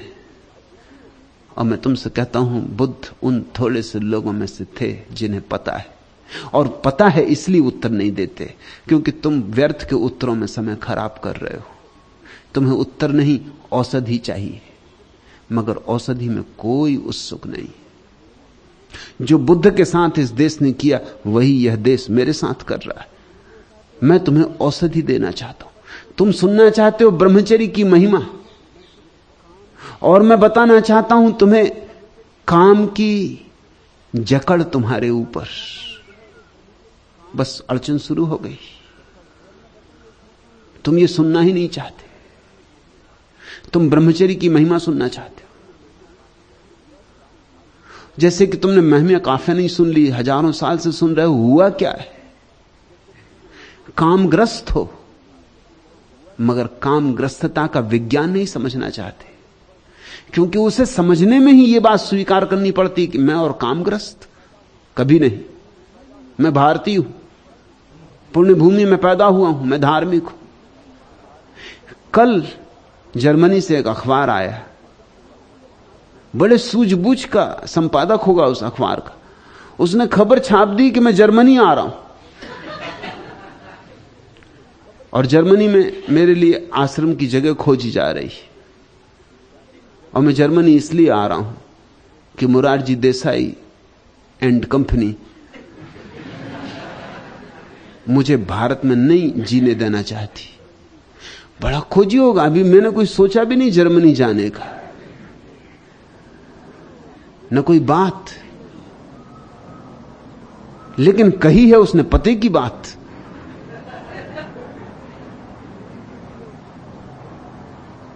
इस देश की यह आदत है पुरानी। यह देश व्यर्थ की बातें सुनने में बड़ा उत्सुक होता है। सार्थक कोई भी बात सुनने में इस देश को बड़ी पीड़ा होती, क्योंकि इसके अहंकार को चोट लगती।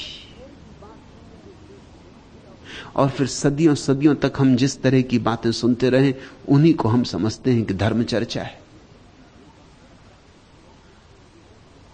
मेरे पास पत्र आते कि आप कामशास्त्र पर क्यों बोले? ऋषि मुनि तो सदा ब्रह्मचर्य पे बोलते।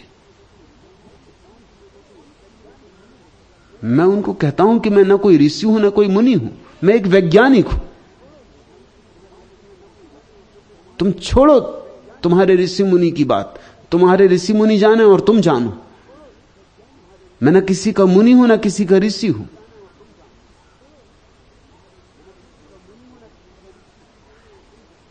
मैं एक वैज्ञानिक हूं, मैं एक चिकित्सक हूं। मैं औषधि देना चाहता हूं। मैं सच में ही इलाज करने को उत्सुक हूं। मैं बीमारी का दार्शनिक विश्लेषण करने में जरा भी मेरा रस नहीं, लेकिन बीमारी कैसी काटी जा सके, बीमारी के पार कैसे जाया जा सके। मैं तुम्हारे प्राणों में पड़ गई मवाद को निकाल देना चाहता हूं। हालांकि जब मवाद निकलेगी तो पीड़ा होगी। तुम नाराज हो जाओ पीड़ा से तो फिर मवाद नहीं निकल सकती, और मवाद निकलेगी तो बदबू भी फैलेगी। लेकिन तुम बदबू भी नहीं फैलने देना चाहते। तुम कहते हो इत्र छिड़क दो ऊपर से और रहने दो मवाद भीतर, बाहर मत निकालो। अब जो छिपा है उसे उघाड़ना क्यों? मगर वह मवाद तुम्हारे भीतर बढ़ रही, गहरी होती जा रही, तुम सड़ते जा रहे हो। यह देश बुरी तरह सड़ गया है। इस देश में अब जिंदा आदमी कम है, लाशें ही लाशें, और दार्शनिक चर्चा चल रही। मुर्दे इकट्ठे हैं और सत्संग कर रहे हैं, और सत्संग में ऐसी ऐसी बातें होती कि जिनका किसी से कोई संबंध नहीं, कोई लेना देना नहीं। मुकेश, यह पुरानी आदत है इस देश की, और इस देश ने इस आदत के कारण बहुत गंवाया है। अब ये आदत छोड़ देनी चाहिए। अब हम पृथ्वी पर पैर गड़ा के खड़े हों, हम जीवन के यथार्थ में अपनी जड़ें जमाएं, ताकि आकाश में हमारी शाखाएं उठ सके। और जिस वृक्ष को आकाश में जितने ऊंचे जाना हो, उस वृक्ष को जमीन में उतनी ही गहरी जड़ें भेजनी पड़ती। जो वृक्ष कहेगा कि मैं जमीन में जड़ें नहीं भेजना चाहता, मैं तो सिर्फ आकाश में उड़ूंगा, वो पागल है। वो वृक्ष बढ़ ही नहीं पाएगा, वो गिरेगा, बुरी तरह गिरेगा। ऐसे ही हम गिरे, हम धूल में पड़े, हम चिल्लाए चले जाते हैं कि हम संसार का गौरव है। हालांकि कोई और नहीं कहता, हम ही कहते रहते हैं कि हम संसार का गौरव है। दूसरे लोग आके देख के हम पर दया करते हैं। हम संसार का गौरव नहीं मालूम होते उन्हें। लेकिन यह बात जरूर सच है कि कुछ लोग हमारे बीच हुए थे जो संसार का गौरव थे। लेकिन उन कुछ लोगों के कारण कोई सारा देश धार्मिक नहीं हो गया। एक बुद्ध के होने के कारण कोई सारा देश धार्मिक नहीं होता, न एक महावीर के होने के कारण। ये तो इक्के दुक्के लोग हैं। सच तो यह है कि बड़ा आश्चर्य यही है कि बुद्ध और महावीर जैसे लोग हम जैसे लोगों के बीच पैदा हो सके। अपवाद हैं वे, और अपवाद से सिर्फ नियम सिद्ध होता है और कुछ भी नहीं। बुद्ध के होने से सिर्फ यही सिद्ध होता है कि बुद्धुओं की भीड़ है, उसमें एक आदमी कैसे बुद्ध हो गया, यही आश्चर्य है।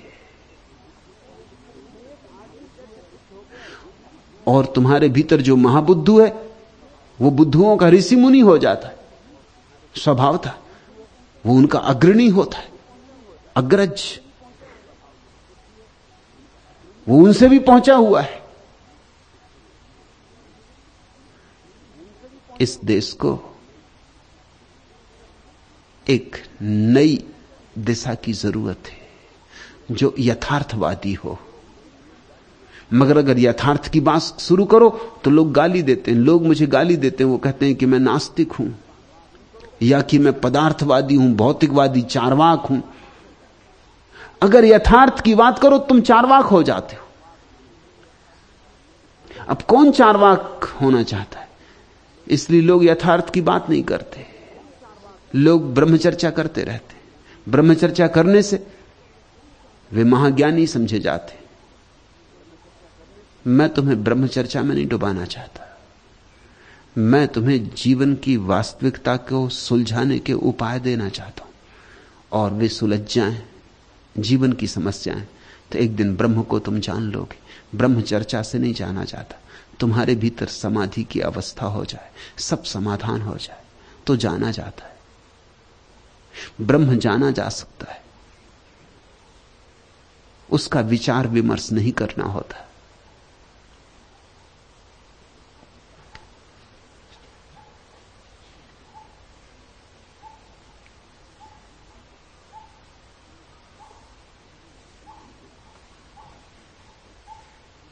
अब ये देखो भारतीय प्रश्न, प्रज्ञा ने पूछा है, श्री रामकृष्ण ने जीव के 4 प्रकार कहे, बुद्ध, मुमुक्षु, मुक्त और नित्य। भगवान इसे समझाने की कृपा करें। अब प्रज्ञा को क्या पड़ी? बुद्ध, बद्ध, मुमुक्षु, मुक्त और नित्य, क्या लेना देना है? अभी प्रज्ञा को समझना चाहिए कि ईर्ष्या क्या है। अभी उसकी उम्र ईर्ष्या की है। अभी उसे समझना चाहिए कि वैमनस्य क्या है। अभी उसे समझना चाहिए काम वासना क्या है।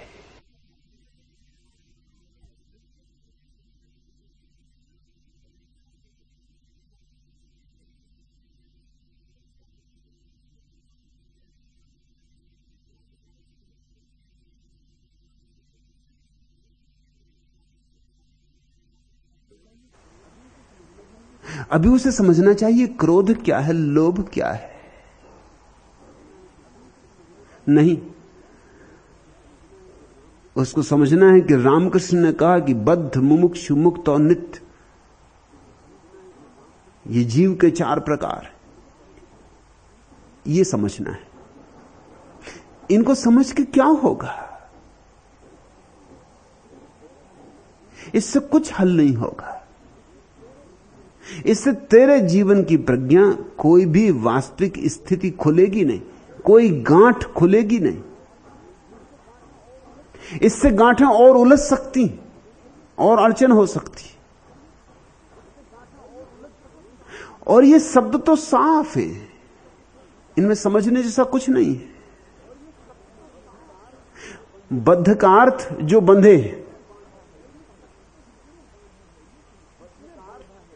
किसने बांधा है ये समझो। बद्ध का अर्थ है जिनके प्राणों पे जंजीरें हैं, जिनकी चेतना मूर्छित है, जो कारागृह में पड़े। अब क्या कारण है हमारी मूर्छा के? कौन सी जंजीरें हमारे हाथों पर है? उन जंजीरों को हम कैसे तोड़ें? वे टूट जाएं तो मुक्त का अनुभव हो जाएगा। और मुमुक्षु का अर्थ होता है जो खोजे कि बंधनों का जड़, बंधनों का आधार कहां है, किस बात से मैं बंधा हूं, क्यों बंधा हूं, कैसे इस बंधन के पार जा सकता हूं। जो इसकी मुमुक्षा करे, खोज करे, अन्वेषण करे। और जो इस अन्वेषण को सिर्फ बौद्धिक रूप से करे वो मुमुक्षु, जो इसको अस्तित्वगत रूप से कर ले वह मुक्त। जो इन बंधनों को तोड़ तोड़ के जान ले कि एक निर्बंध दशा है, वह मुक्त।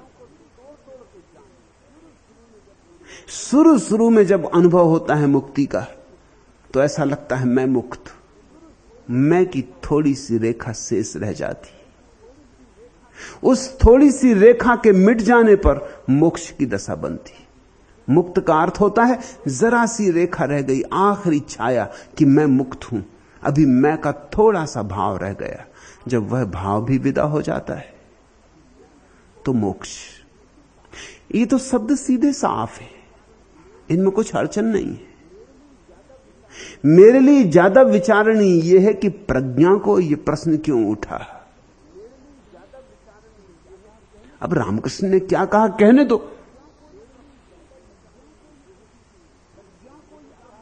प्रज्ञा को यह प्रश्न क्यों उठ रहा है? और प्रज्ञा को मैं जान रहा हूं, देख रहा हूं। प्रज्ञा यहां आश्रम वासनी, उसकी समस्याएं मुझे पता है। उन समस्याओं का इस प्रश्न से कोई संबंध नहीं।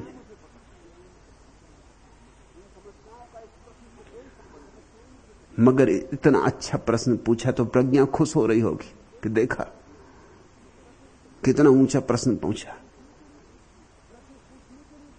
प्रश्न पूछने के लिए पूछ लिया है, लेकिन प्रज्ञा तेरी जिंदगी से इसका क्या संबंध है?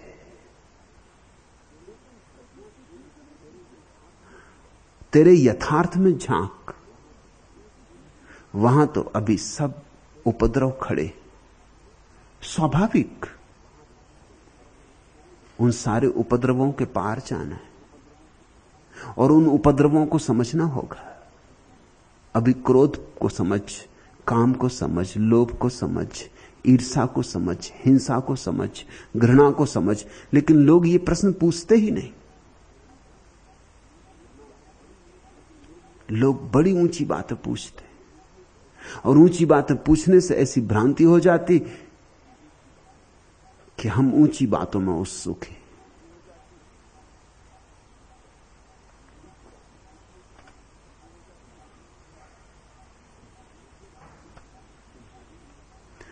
तुम्हारी श्वासों की मधुवास नहीं अब आएगी फिर पास।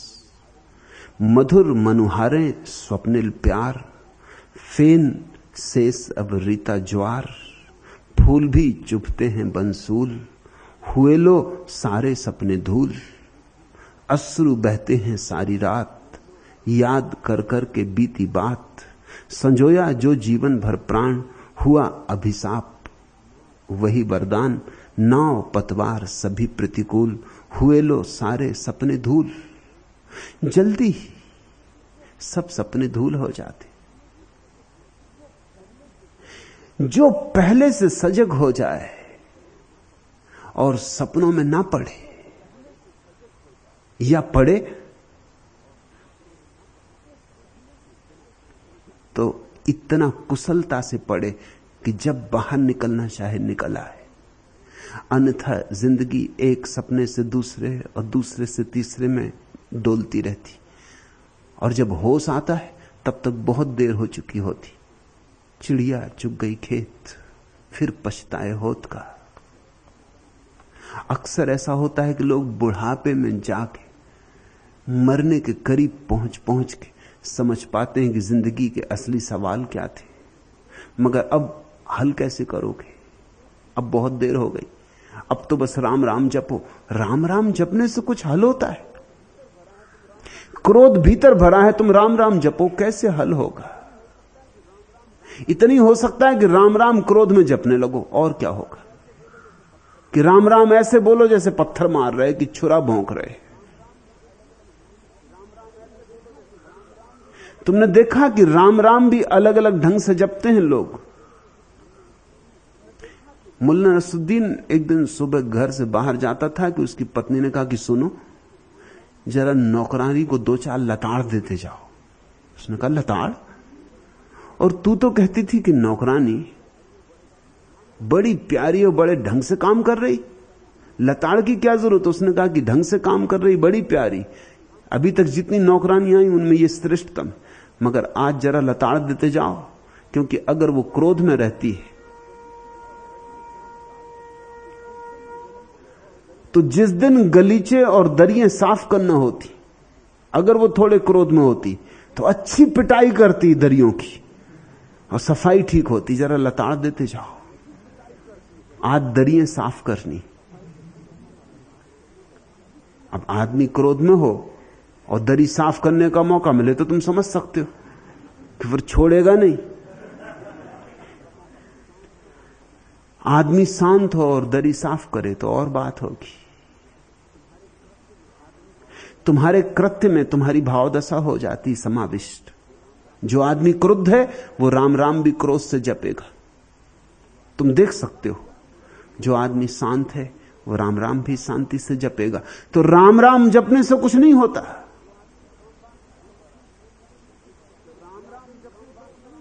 जो आदमी काम वासना से भरा है वो एक सुंदर स्त्री को देखकर जोर जोर से राम राम जपने लगेगा, मगर समझ लेना कि वो दरी पीट रहा है।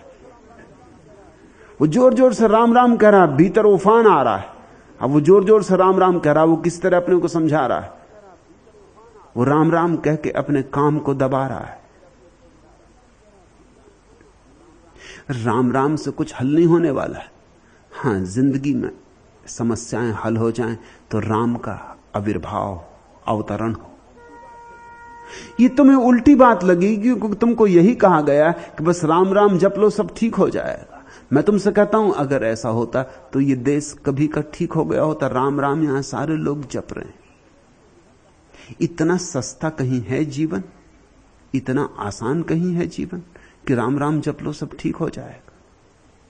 सब ठीक हो जाए तो राम का अनुभव होता है। मैं तुमसे दूसरी ही बात कहता हूं, बिल्कुल विपरीत बात कहता हूं, इसलिए मेरी प्रक्रिया भिन्न होगी। यहां कोई 30 थेरेपी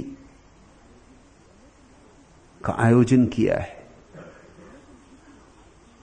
लेकिन किसी भारतीय को उन थेरेपी ग्रुपों में नहीं भेज पाता, क्योंकि कोई भारतीय प्रश्न ही नहीं पूछता कि उसे भेजा जा सके।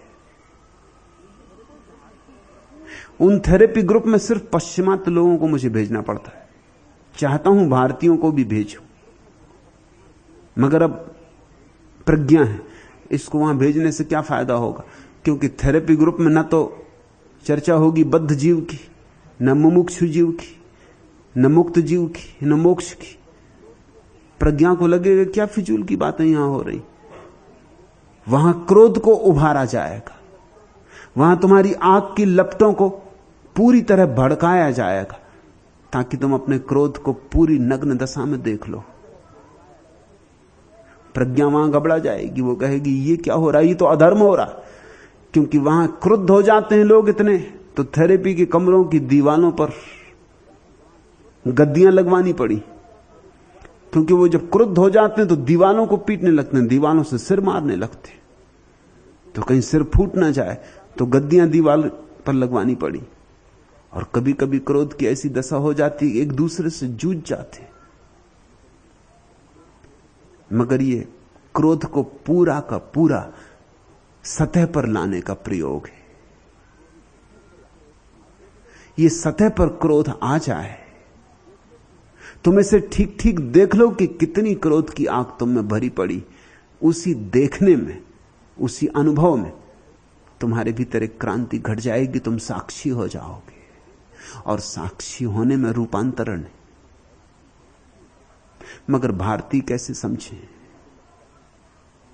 उनको लगता है कि ये तो बड़े उपद्रव हो रहे हैं, ये मारपीट, हिंसा। उनको लगता है कि अहिंसा सिखानी चाहिए, मैं तो हिंसा सिखा रहा हूं। मैं हिंसा नहीं सिखा रहा हूं, अहिंसा के आने का रास्ता बना रहा हूं। लेकिन अहिंसा के आने का रास्ता बनता ही तब है जब तुम्हारी हिंसा का धुआं पूरा का पूरा निकल जाए। तंत्र के प्रयोग यहां चल रहे हैं। उन प्रयोगों में तुम्हारी काम वासना को पूरा का पूरा सतह पर ले आने की चेष्टा है, ताकि कुछ दबा ना रह जाए, कुछ कुंठित ना रह जाए, सब ऊपर उभर आए तो निकास हो जाए। चिकित्सा का एक अनिवार्य अंग है उभार। उसी चीज से मुक्ति होती जिसका उभार हो जाए। जैसे कि तुम्हारे भीतर कोई बीमारी उबल रही, और अगर तुम्हें वमन हो जाए तो तुम एकदम हल्के हो जाते। क्यों हल्के हो जाते? वो जो कूड़ा करकट पेट में पड़ गया था, वो जो जहर पेट में पड़ गया था, तुम्हारे शरीर ने उसे बाहर फेंक दिया, निर्भर हो गया। ठीक वैसा ही वमन काम वासना का भी होता है, क्रोध का भी होता है, लोभ का भी होता है। लेकिन इस तरह की थेरेपी के चित्र कुछ लोगों ने चोरी से निकाल लिए, वो अखबारों में छपते, और लोग सोचते हैं कि बड़ा उपद्रव हो रहा है, ये तो महा अधर्म हो रहा है। क्योंकि उन थेरेपी में कभी कभी लोग वस्त्र फेंक देंगे, नग्न हो जाएंगे। उन थेरेपी में किसी तरह की सीमा नहीं रखनी पड़ती, ताकि कुछ भी दमन का मौका ना रहे,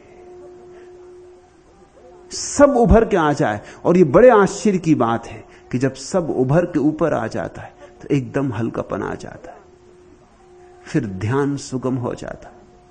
मैं भारतीयों को भी भेजना चाहता हूं उन चिकित्साओं में, लेकिन भारतीय तो प्रश्न नहीं पूछते। वो तो आके कहते नहीं कि मुझे क्रोध सता रहा है, वो तो कहते हैं मोक्ष क्या है। वो तो ये कहते नहीं कि मैं काम वासना से पीड़ित हूं, वो तो ये कहते हैं कि मैंने ब्रह्मचर्य का व्रत ले लिया है। और उन्हें अगर मैं भेज दूं तो वे समझ ही ना पाएंगे कि क्या हो रहा है, और जाके सारे देश में प्रचार करेंगे कि बड़ा अनर्थ हो रहा है। मैं सच में ही कुछ करना चाहता हूं यहां, सिर्फ बातचीत नहीं, कोई क्रांति करना चाहता हूं। तुम्हारा जीवन आमूल रूप से बदल देना चाहता हूं। तुम्हें एक नए तरह का अनुभव और एक नई तरह की चेतना, एक नया निखार देना चाहता हूं। मगर तब तुम्हें प्रामाणिक होना पड़ेगा। दार्शनिक होने से ना चलेगा, वैज्ञानिक होना पड़ेगा। अब मैं भारतीयों को इन चिकित्साओं में नहीं भेजता हूं तो कुछ भारतीय ये समझते हैं कि हमें इनकी जरूरत ही नहीं, इसलिए हमें नहीं भेजा जा रहा कि हम तो शुद्ध बुद्ध हैं ही। ये तो पाश्चात्य लोगों को जरूरत है, ये हैं भ्रष्ट, इनकी शुद्धि की जरूरत है। हम तो नहाए बैठे, इसलिए हमें नहीं भेजा जा रहा। क्षमा करना, यह कारण नहीं है। तुम्हें नहीं भेजा जा रहा है क्योंकि तुम्हारी अभी वैज्ञानिक उत्सुकता भी नहीं है जीवन को रूपांतरित करने में। तुम लफ्फाजी में पड़े हो, तुम सांप जाल में पड़े हो, तुम होशियारी की बातें करते हो, तुम चालबाजी की बातें करते हो। तुम्हारे भीतर बड़ा गहरा पाखंड बैठा हुआ है, इसलिए तुम्हें नहीं भेजा जा रहा है। जैसे ही तुम पाखंड छोड़ने लगोगे वैसे ही तुम्हें भी मैं भेजने लगूंगा। जैसे जैसे तुम्हारी क्षमता बढ़ेगी और तुम साहसी होगे, तुम्हें भी भेजने लगूंगा। तुम तो अभी बहुत डर जाओगे। अगर किसी को मैं भेज दूं थेरेपी में, उसकी पत्नी आ जाएगी कि नहीं, पता नहीं थेरेपी में वो क्या करे। एक मित्र को सिर में दर्द था सदा से, वर्षों से। उन्हें कि तुम सियासु नाम की जापानी मसाज यहां होती है, वो जाके ले लो। वो लेने गए, उनकी पत्नी भी पहुंच गई। जो लोग मसाज करते उन्होंने मुझे खबर भेजी, उनकी पत्नी की वजह से बड़ी झंझट है, वो वहां खड़ी रहती छाती पे। उसकी पत्नी से पूछवाया, पत्नी ने कहा कि मुझे डर है, क्योंकि मसाज करने वाली स्त्रियां हैं, तो मैं तो वहां मौजूद रहूंगी, मुझे अपने पति पे भरोसा नहीं।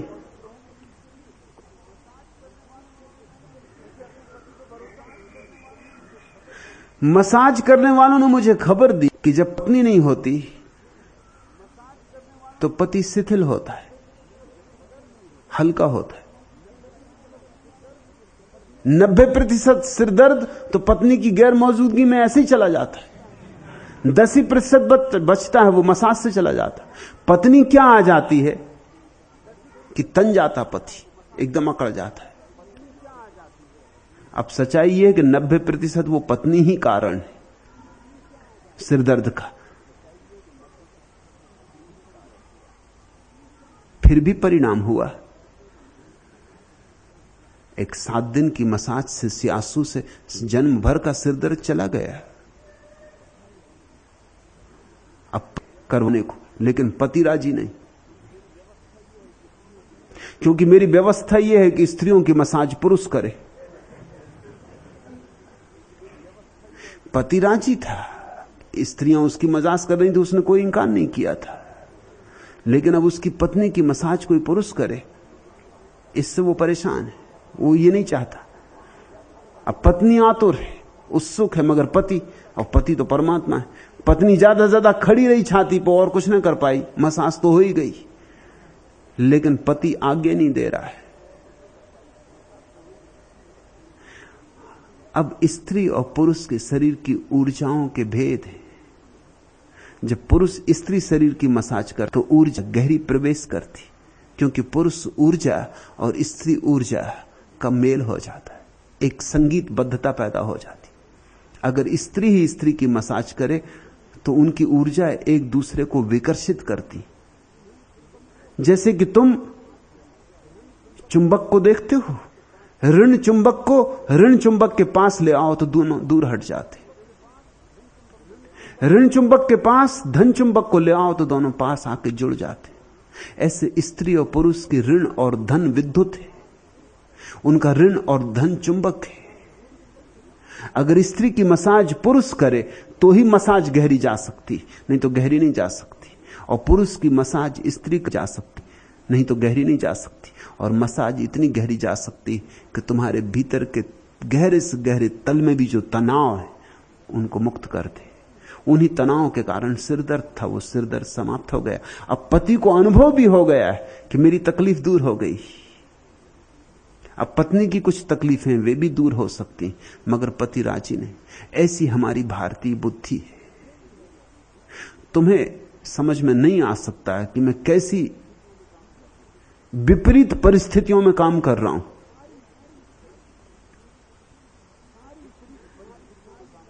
सारी स्थिति विपरीत है। तुम्हारी सारी परंपरा रोग की पक्षपाती है, और तुमने रोग पे इतने रंग चढ़ा दिए कि तुम रोग की पूजा कर रहे हो। और अगर आज उन रोगों को तोड़ा जाए तो तुम्हारी धारणाएं टूटेंगी, तुम्हारी पुरानी चिंतनाएं टूटेंगी, तुम्हारी पुरानी परंपराएं टूटेंगी। और वह टूटना थोड़े से ही साहसी लोग सह सकते, और जो उतनी हिम्मत नहीं रखता उसके जीवन में कोई सूरज उगने वाला नहीं।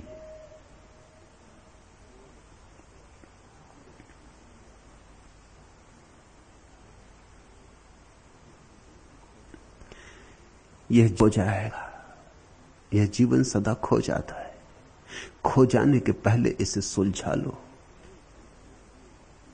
मुझको दुखी किए जाती है, सब आशाएं सूख चुकी हैं, उजड़ चुका संसार प्रणय का, चिता जल चुकी, राख उड़ चुकी, मातम तक हो चुका हृदय का, फिर भी एक उमंग न जाने क्यों कमबख्त जिए जाती है, मुझको दुखी किए जाती।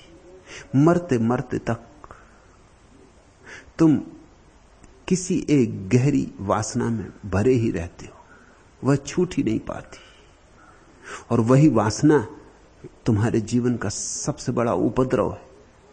उसी वासना का नाम काम वासना है। इस वासनाएं, लोभ, क्रोध, सब काम वासना के ही रूप है, लेकिन काम वासना मरते दम तक भरी रहती, क्योंकि उसे हल करने का तुम्हें कोई मौका ही नहीं मिला। दबाने के तो सब संस्कार मिले, दबाने के लिए तो सब शिक्षा मिली, बहुत मिले उसकी निंदा करने वाले, लेकिन उसे समझाने वाला कोई ना मिला। दबा दबा के बैठे रहे उसकी छाती पर, मगर वो वैसा ही है जैसे कोई ज्वालामुखी के ऊपर बैठा हो। वह बैठा होना बिल्कुल झूठा है। मौत तुम्हें बड़ा उदास करेगी, तुम जिंदगी को बिना जाने गुजर गए। चौंक जरा, करवट तो बदल, शाम से गाफिल सोने वाले, देख तो कितनी रात हुई। रात ही रात में बीत रहा है सब, रात ही रात में बाल पक जाते हैं, रात ही रात में बुढ़ापा आ जाता है, रात ही रात में मौत आ जाती, और तुम जिंदगी के सवाल पूछते ही नहीं। तुम रात में मीठी मीठी कहानियां सुनना चाहते हो, तुम ऐसी कहानियां सुनना चाहते हो जो तुमको सांत्वना दे। मैं चाहता हूं कि तुम्हें सत्य मिले, सांत्वना नहीं, संतोष नहीं, सत्य।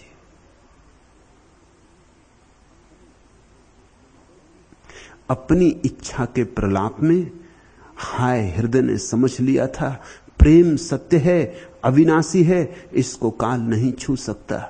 हाय अभागा समझ न पाया, यह है आनी जानी छाया, आशा छाया, जीवन छाया, प्यार दुलार जवानी छाया, जो कुछ हमें मिला है वह सब सपना सा खो जाने को है।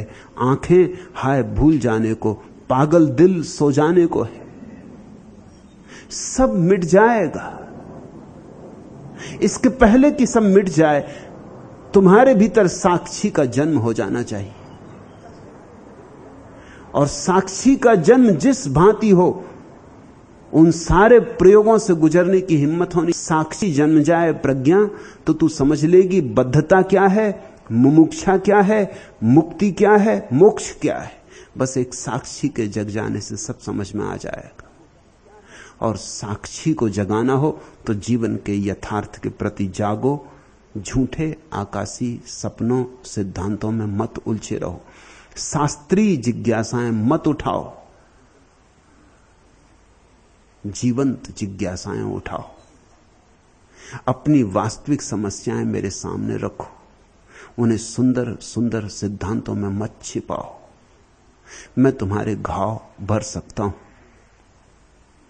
लेकिन तुम फूलों में छिपाओगे उन्हें तो वे कैसे भरे इंसर भी बन सकते हैं। आज इतना है।